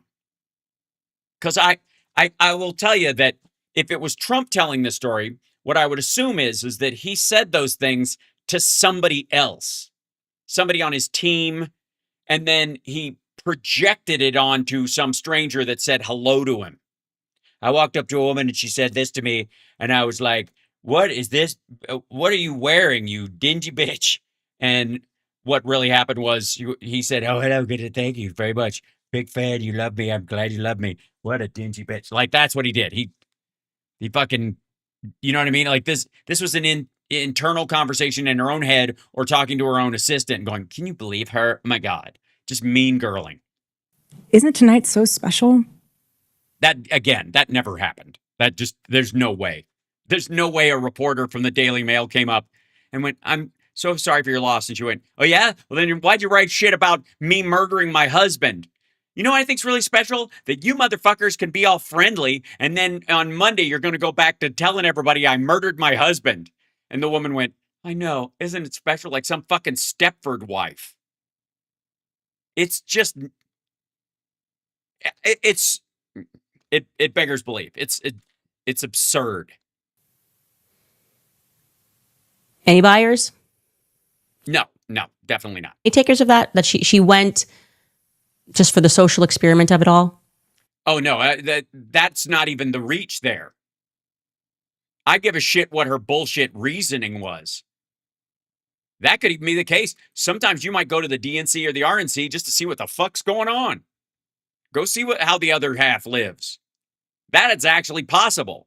What's not possible is that fictitious bullshit conversation she allegedly had with a reporter who accused her of murdering her husband from the Daily Mail. And by the way, she knew her immediately and went, oh, you're so-and-so. It's nice to put a face to a name. So the next time I'm hating on you for accusing me of murder, I know exactly who to picture in my mind for the spell. By the way, I know we're not allowed to remember anything she says yesterday, but I'm pretty sure that when she sat down with Caroline Levitt on stage At a Turning Point event, she says that she didn't read the headline, she doesn't care, she's completely removed. We've been told over and over again that she's just not aware of what's going on. Now she's saying, I actually went to this event because I needed to confront these journalists who day in and day out, I actually know their names, which is more than I can say. I actually don't know the names of all journalists who write articles about me. I don't care to learn about their lives. I actually virtually never give them statements. Like my PR isn't open. You can just go out there and say, she doesn't care, she doesn't care, she doesn't care, because I just got tired of answering for things. So then why do you have a PR person? But can't you just have a little sign, like a no solicitors sign on your porch, that you just have another sign that I don't care? That's what we're getting. Now we're getting that she went there and she got dolled up, and it was because she simply just wanted to, and she even went to a pre-party, I believe, right? That was posted as well. But that was just because she wanted, it was a social experiment. Okay. And well, she wasn't just going to go there as a social experiment. She was going to go let him have it. Tell him who's boss. Which is even more nuts. Next, she's going to say... What are you going to do? Sit there during dinner or while Trump's talking or something and go, I see you. I see you. Fuck you. I read. All right. Something that is ironic. Okay. She's going to call out those journalists because that's why she went to just like, I don't like you journalists. She's going to call them out for their reactions to the shooting. Okay. Take a listen. If you were in that room, you had no way of knowing what the status of the shooter was, how many there were. Yeah, that's true of the lobby as well. Only difference was if you were in the lobby and you heard gunshots, there were no Secret Service people between you and the shooter. Does that make sense? Like everyone else in the hotel had no idea, if they could hear the shots, where the shooter was in their proximity. But the one thing they did know was, unlike the people in the ballroom, they didn't have Secret Service in the hallway outside, blocking the exits, and inside the venue itself to either return fire or protect people. Agreed? That didn't seem like an important detail? Or honestly, really anything. It was just utter chaos. Yeah, but that's true anytime Trump makes a speech. And so during an active shooting, these journalists are using their phones to find moments to capture for clips. Well, they're not trying to get Instagram thumbs up. They're reporters. One would think you would want it to be second nature. They were so concerned about getting a video in a room with an active shooter that they could have accidentally and quite literally filmed themselves being shot. Right. That's the war correspondents do that. Why do you think this is weird? Have you seen them when hurricanes come to town? Many of those people have become so desensitized.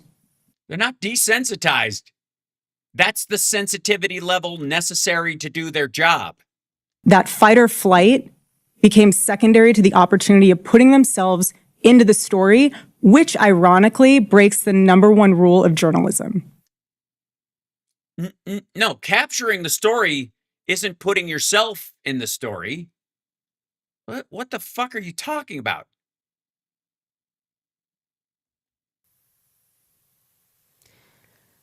Honest to God, I don't know the point.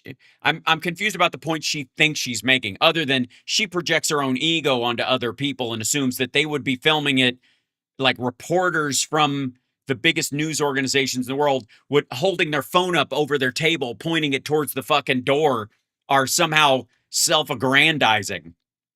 Anybody in the chat want to tell her what's ironic about that statement? Anybody remember Terrell Farnsworth? And when we said that was weird, they said it wasn't weird. And now Erika is basically going, who would record themselves in an active shooting? This is Terrell Farnsworth, doesn't know how many shooters there are, doesn't know what's going on. Seconds. This is not even a minute after Charlie hits the ground and he's behind him, and he recorded himself. Take a listen. They just shot Charlie. They just shot Charlie. They just shot Charlie. Yeah, see, like up to this point, I've seen this video before, but up to this point, I don't see anything wrong with this kind of circumstance. I don't know what his relationship. He's probably part of TPUSA, but filming it for that part of it is just generationally how people react in a lot of these situations. They film extraordinary situations, especially if they're not involved in it, just to capture it and, you know, for posterity, for, you know, infotainment, for, evidence later, whatever. It doesn't matter. Whoever is doing this, individuals. Yeah, and he says that they shot Charlie. Who the fuck? Yeah.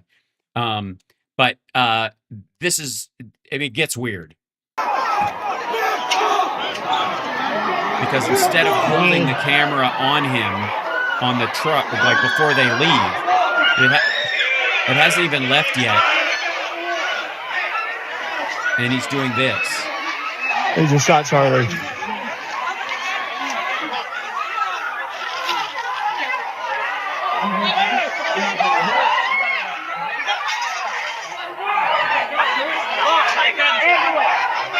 It's like he keeps checking his own phone to make sure that he's still in frame. He's dead.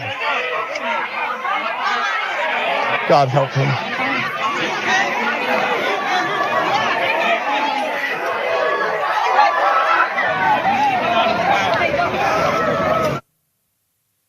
By the way, like he didn't turn it back around until the truck had driven away with Charlie in it.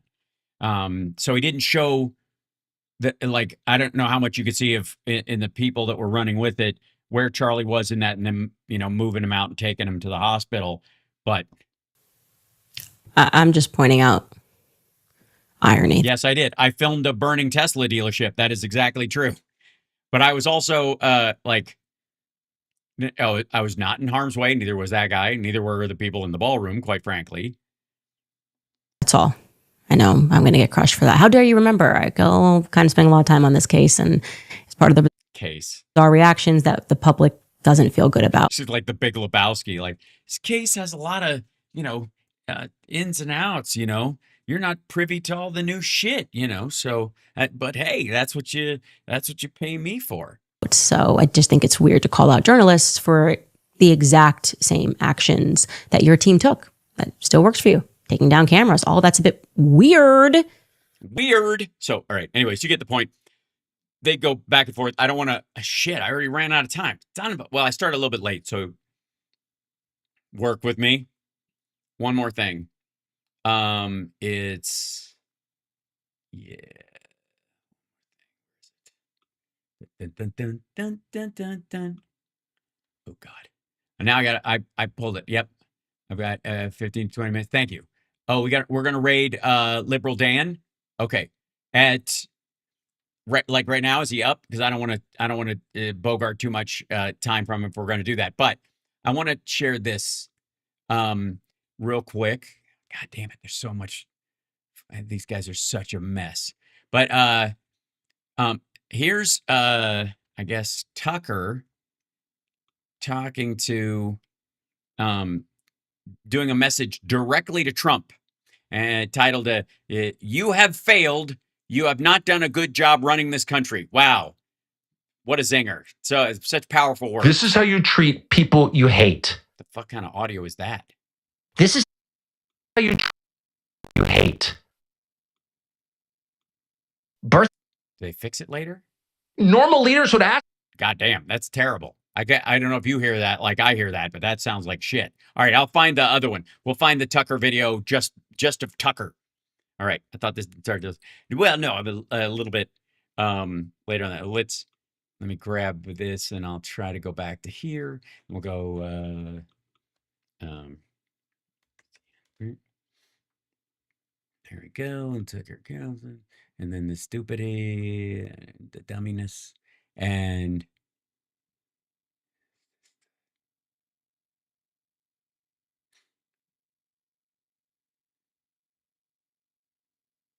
This is the only thing I was trying to ran factor. I expose the disgusting plan for. Yeah. Oh, okay. No, that's Lindsey Graham one. Open link a new tab. All right, one more thing. Open link a new tab. There we go. All right. So hopefully this is, I don't know if this is the same one. It's clear what's actually going on is the title. This is the most recent Tucker Carlson video that I can find. And it's a little on the nose. Little, in case you're wondering, that's Trump's weird fucking prison headshot photo that he thinks makes him look tough and not at all like he's an old man staring into the abyss. And then the Capitol dome open with a hand like Cousin It, thing, I guess, holding a Israeli flag. I wonder what he thinks is actually going on. It's yet more evidence, and that evidence has been mounting for many years, as we're going to show you in a minute. There is a direct connection between loyalty to a foreign power and a desire to hurt this country. You cannot be loyal to two masters at once. Well, I mean, you can, but it's a little dirty. You will love one and hate the other, to restate. And again, that's not just a Bible verse. Also, by the way, for the record, the U.S. government is not my master, and nor is it, quote unquote, the master of any elected official. It's a really fucked up analogy. It's not weird that he would consider Israel to be a master, because the idea is that if you support them over the United States, they are your master because they have coercion or violence or some threat therein that you have to acquiesce to. You have to submit to that master. But in the case of the United States, if it's your country, the United States is not your fucking master. It's just, this is odd. But then, what do you expect from Tucker? Because, I like wood. Exactly. Deeper and longer. It's the daily lived reality of every human being. You can have but one true loyalty, and you will hate the rest. And they clearly do. Also, who lives with, quote unquote, one true loyalty? It's an odd analogy any fucking ways. Like, does your family count as one big true loyalty, or do you have to pick winners within the family? Well, my kid, obviously, and my girl, and that kind of stuff. But I know there are a couple of cousins. I'm definitely he's definitely loyal to America, unless until the check from Qatar clears or the check from Russia clears. And we've known this for a while. So here's now semi-famous, not famous enough, videotape of a man called Bill Kristol speaking at a AEI event. AEI is a neoconservative think tank in Washington, the American Enterprise Institute. And Bill Kristol, where you spoke many times, was for many, many years the most famous and most influential neoconservative voice in Washington, D.C., and hence the country. He's one of the founders of the Project for the New American Century, which laid out why, in about 1997, 98, why we needed to go to war with Iraq. Right. And also why, it was a good counterpoint to what Democrats were saying. And yet you vilified Democrats your entire time on CNN and, of course, Fox, and championed the plan that Bill Kristol helped to fashion there. And now want to go, it's been happening the whole time. It's been operating underneath. It's threaded through everything. Well, then it was threaded through every broadcast of yours on Fox. It was threaded through every episode of Crossfire where you defended the Republican Party and the neocons themselves, when it suited you. So this was before the pretext of 9/11 was introduced, before they told us that actually Saddam was behind 9/11. This was just a blueprint for how the United States military. By the way, I don't honestly remember anybody saying, certainly in the media or in the U.S. government, that Saddam was behind 9/11. We were very clear that it was Osama bin Laden, and we were avoiding talking about the fact that he was Saudi, and so were the hijackers, and that it was the justification for Iraq was yellow cake uranium and the same shit they're using for Iran. Needs to regime change Israel's opponents in the region to give Israel regional hegemony. And now a lot of us who watched this happen, in fact, I worked about 10 feet away from where that document was formulated, didn't pay a lot of attention. It didn't seem, first of all, likely to happen. And we really... Also, hey, again, fuck you, you owe us all an apology. Because I personally, as well as, I don't know, Tom Hartman, Stephanie Miller, fucking Rachel Maddow, where you got your idea for your haircut.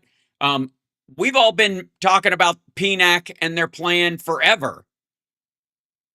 I was a bit, I like Wesley Clark a lot. He was my first choice when he was running for president. When they were starting to formulate before Hillary entered and became the nominee.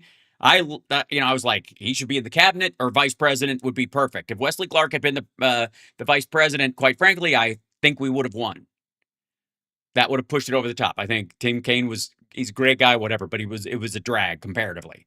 Wesley Clark is famously the guy who came out and said there was this memo that related to the PNAC folks that they're going to knock off 7 countries and Iran is the last one, right? And when he says he was 10 feet away, it's because he was part of all this. So if it was threaded throughout and nobody took it seriously, you were either so fucking stupid then or you're fucking stupid now. Or I think what's more likely is you were for it then and now you're lying because that ship is sailed.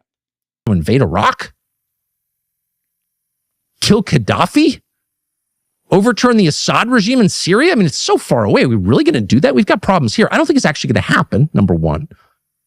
And number two, number two is Democrats never drafted a plan like this. Never. You will never see like fucking, I don't know, like an Act Blue related left-leaning or Democratic organization that just magically fucking drafted up a neocon nation-toppling plan. Think of one. Anyone. Find one where any president did it. Obama, Clinton himself, his national security team. Never sat down and drafted something like this. Republicans did. Outside of the actual control of the presidency, with the idea that if the next time we're in, we're doing this shit. And what did Trump do? Got elected and started signing pages of it. It's just a different realm. That's foreign policy. That's like an academic exercise. It doesn't really have much to do with life here in the United States. So why draft it up at all as a member of the American Enterprise Institute? And in any case, the people advocating for it are doing so, and they tell us this all the time because they think it's good for the United States. This is in our interest. This is for our safety. Yes. And no Democrats ever signed off on that. No one ever handed Hillary Clinton this during her tenure as a U.S. Senator or as Secretary of State. And they said, hey, take a look at this PNAC list. And she was like, yeah, that sounds like the deal. Let's do that. Didn't happen. Did not. But Trump gets in and immediately starts chipping away at that shit. We need to spend $1 trillion or now $1.5 trillion a year on the Pentagon so we will thrive at home. So the homeland will be safe and prosperous. That's what we call it the Department of Homeland Security, because the first concern is the homeland, the country where we live, the country our ancestors built, the United States. Yeah, except that's not what they're really doing. Like Trump wants to turn us into basically a gated community for the haves and fuck everybody else. That's the goal, is to protect the United States and its people. Because what is the United States but its people? That's all. Well, excuse me, Mr. No Borders, Mr. Open Borders. It's a geographic place as well. Otherwise, how do you enforce the rules if you don't have borders? But anyways. It is. It's American citizens. And we need to help them. And admittedly, it's kind of complicated, our plan. We're going to bring democracy to flower in the Middle East, but that will make it a lot better here. That's what they were telling us. And some of us who weren't paying enough attention or weren't wise enough to understand the difference between a truth and a lie. Shit on people like myself who were saying, that's a lie. Like, can you believe this fuckwad playing dumb now? While he's like, some of us didn't even know better. You were on fucking CNN. You were on Fox. You don't get to plead ignorance when you're literally, your only major jobs have been on news channels. Kind of ignored it. Okay, now, Syria, Iraq, go crazy. But with the rise of Donald Trump in 2015, it became a lot clearer what was actually going on. Yes, you were actually supporting him to do all of this shit. You could no longer plead ignorance. Donald Trump, whatever his demonstrated faults, is brilliant at one. Oh, you mean him being best friends with Jeffrey Epstein for 27 years and Roy Cohn up until his death, and basically his only two friends he's really had in his life. Both of them are dead pedophiles, allegedly dead. I mean, obviously with Epstein, but you mean other than that, or thing? He is a genius, and this may be unintentional, at bringing into stark relief the differences in worldviews between people and groups. No, he takes real conversation and boils it down into vitriolic pissing fests like it's an episode of The Real Housewives of fucking Dallas. Donald Trump is a living Rorschach blot. You look at Donald Trump, what do you see?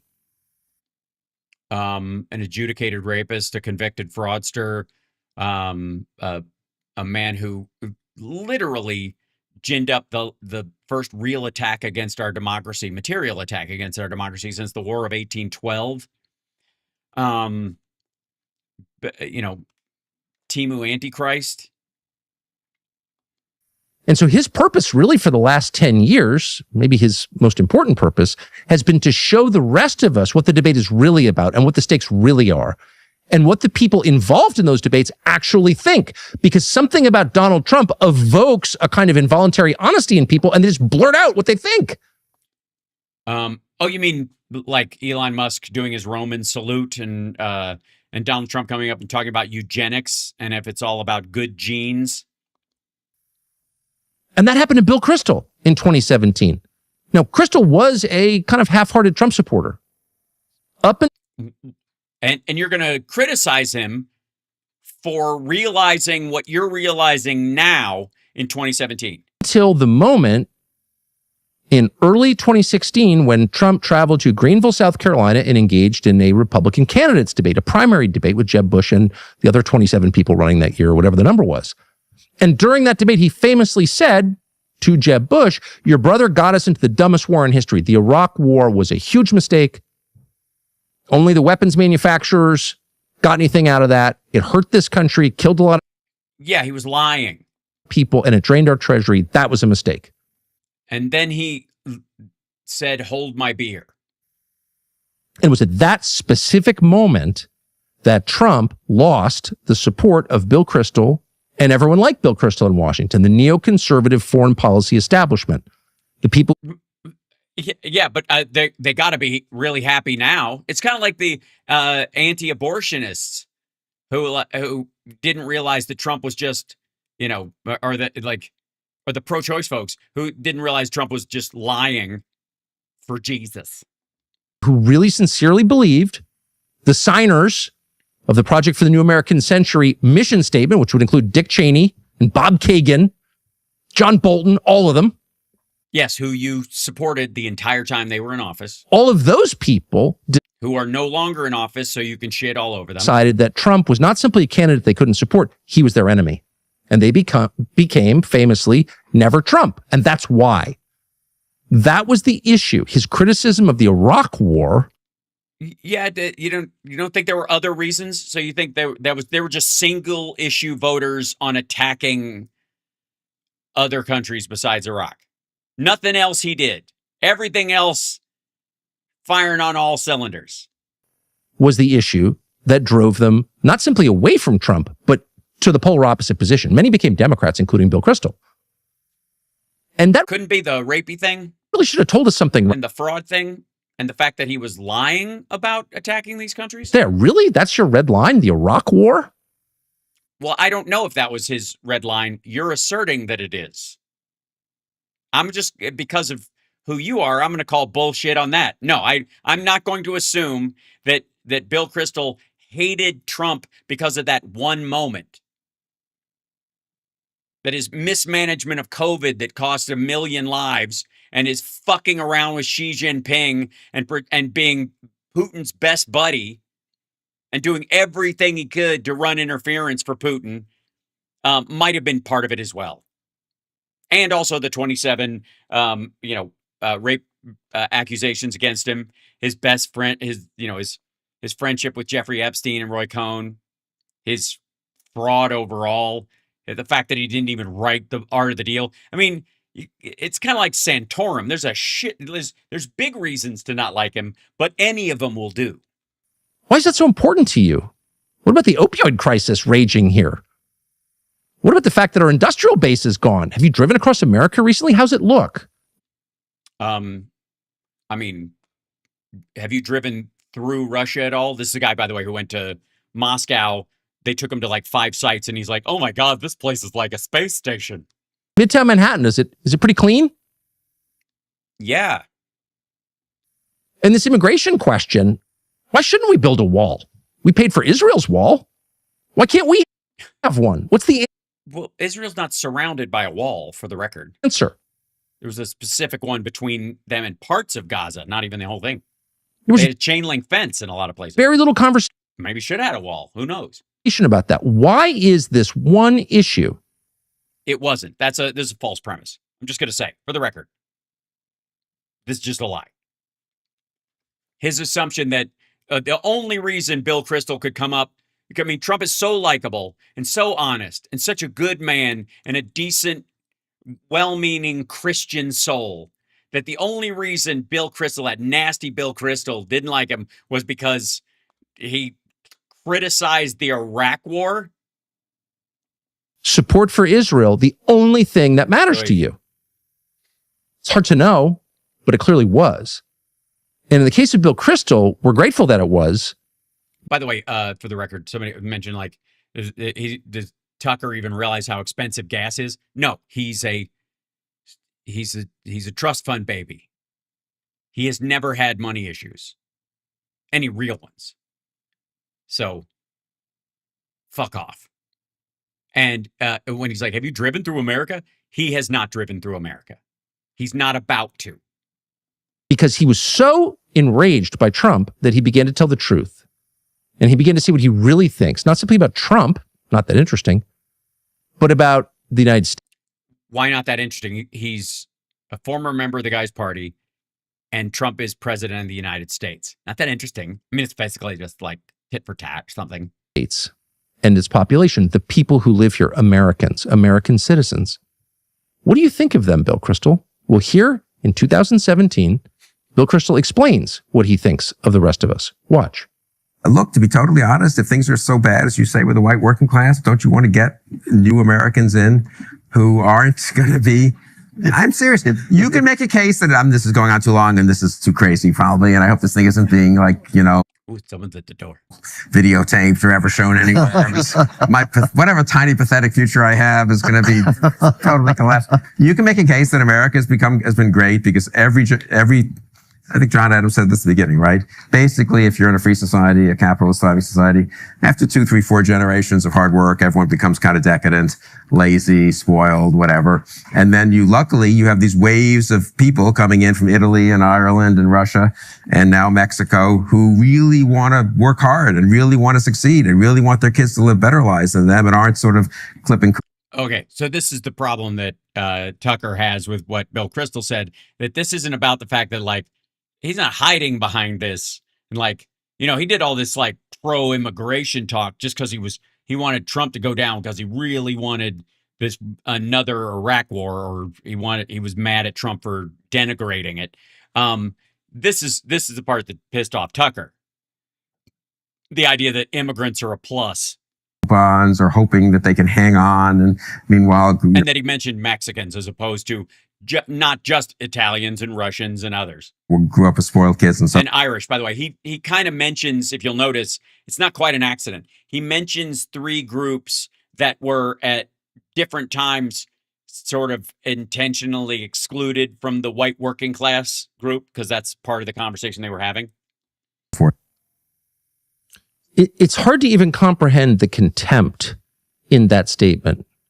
We're clipping coupons and kind of hanging on, lazy, decadent, spoiled. He's describing Americans. He's describing you and the people who live next to you and down the street and across the country. He's describing people whose ancestors built this nation. Right, but didn't build it themselves and aren't currently building it, and are quite frankly doing like desk jobs and that kind of shit, but aren't doing, working in nursing homes and building, reinstalling sewer pipes and doing, roofing in 100-degree heat in Las Vegas in fucking July. And he's given up on them. He hasn't given up on it. He's saying it's to decry that they understood that after a while people get comfortable, and you need that immigration is one of the ways you feed into people rebuilding the country on a physical level. He hates them. Okay, sure. And he doesn't have the self-control. Well, he made a self-deprecating joke as well in that. Prevent himself from saying so out loud, which he just did, clipping coupons. Now, think of it this way. If you're a leader of this or any other country or any organization or any family, your duty is to the people you lead. And that duty has to be informed by love for those people.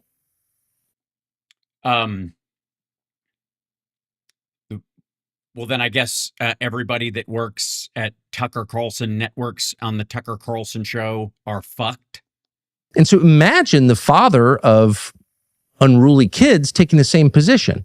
My kids are hard to deal with. They're lazy. They're spoiled. I think I'll adopt one. It's a great analogy. Yeah. They don't have any money. They're clipping coupons or whatever, just hanging on. So to a father who loves his kids, of course, the answer would be, what can I do to help? How can I make spoil the rod, spare the rod, spoil the child. them less lazy, less entitled? How Cattle prod, that'll work. can I give them spark, drive? How can I get them on the right path? No decent father would say, Yeah, I think they were having a comment about immigration in general. And the idea is that the lazy and comfortable Americans he's talking about are relatively well-to-do compared to people who do manual labor. And that every society elevates itself as best it can past having to do baseline manual labor. It automates and makes efficient as much of the manual labor as they possibly can. And in cases where they don't, they bring in outsiders to do that. And that either invigorates people, either to find, stuff for those folks to do, or to go, damn, these people work hard. I should give that a try. It's silly. Again, he's a trust fund baby in a fake fucking log cabin. kids are way below my expectation. It's inevitable, by the way. When they get to their teen years, they're just useless. I'm getting new kids. I'm just going to adopt some new kids. Maybe they don't even speak English. I don't have to even listen to their concerns, really. Well, enough about Elon Musk. Deeper and longer. I like wood. Right. Maybe they'll just be so grateful for 3 square meals, they'll do whatever I say. And my own yes, again, H-1B visas, anyone? kids, they can go die. A father with that Yeah, I don't think that the whole point was they can go die. It's that they're healthy, fed, and taken care of. They're so comfortable in their lifestyle that they're not doing the mechanical and manual labor stuff. Which, by the way, Tucker's kid, worked in the fucking White House in JD Vance's group or whatever. Like, his kids aren't fucking, like, their idea of manual labor is putting their own fly on their fishing line. attitude would be a monster. A leader of a country with that attitude is a monster. And that is exactly the attitude Bill Kristol revealed, maybe for the first time, in public. Bullshit. Also, you agree with him about Trump on almost everything, except, of course, brown people. And it's an attitude with profound consequences. And maybe it shouldn't surprise us. Oh my God. All right. I'm tired of his shit. It's getting boring. It's clear what is actually going on. No, it isn't. The fact that here's what's going on. This is what has been going on. So it's still going on. This asshole supported everything that Bill Kristol and the Project for a New American Century and the American Enterprise Institute and fucking William F. Buckley School for Boys did. And all of those things. He was for it. He defended it. He vilified and dehumanized, to borrow the term of the day, Democrats that he was against or whatever. And now that he's shoe is on the other foot or he's leaving it behind, he does not have the moral fortitude to apologize for carrying water for this shit. And he wants it to make it like, you know how he's always saying that, like, we're in Iran because Netanyahu whispered in Trump's ear? Now he said all the shit he said at CNN and Fox because Bill Kristol whispered in his ear. Maybe, just maybe, take responsibility for what you said and apologize to all the people you shit on during that time. Maybe. Just a thought.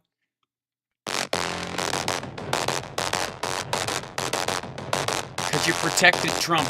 You supported him.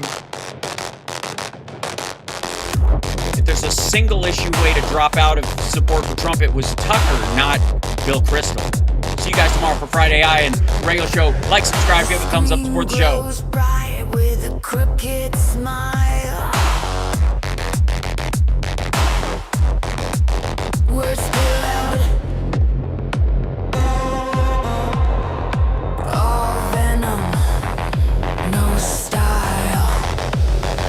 Promises made, they rot in the air. A handshake, a lie, a blank, cold stare.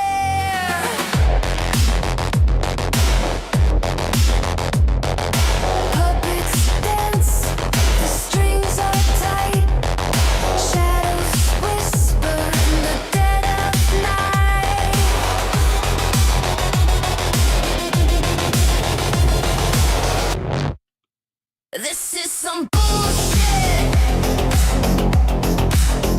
We're going to raid Liberal Dan right now. I'll let you guys go. Have a beautiful day. Thank you guys for your support. Don't forget Patreon, Venmo, all that stuff. I never say it. It's fine. But I appreciate you and your eyes and your ears.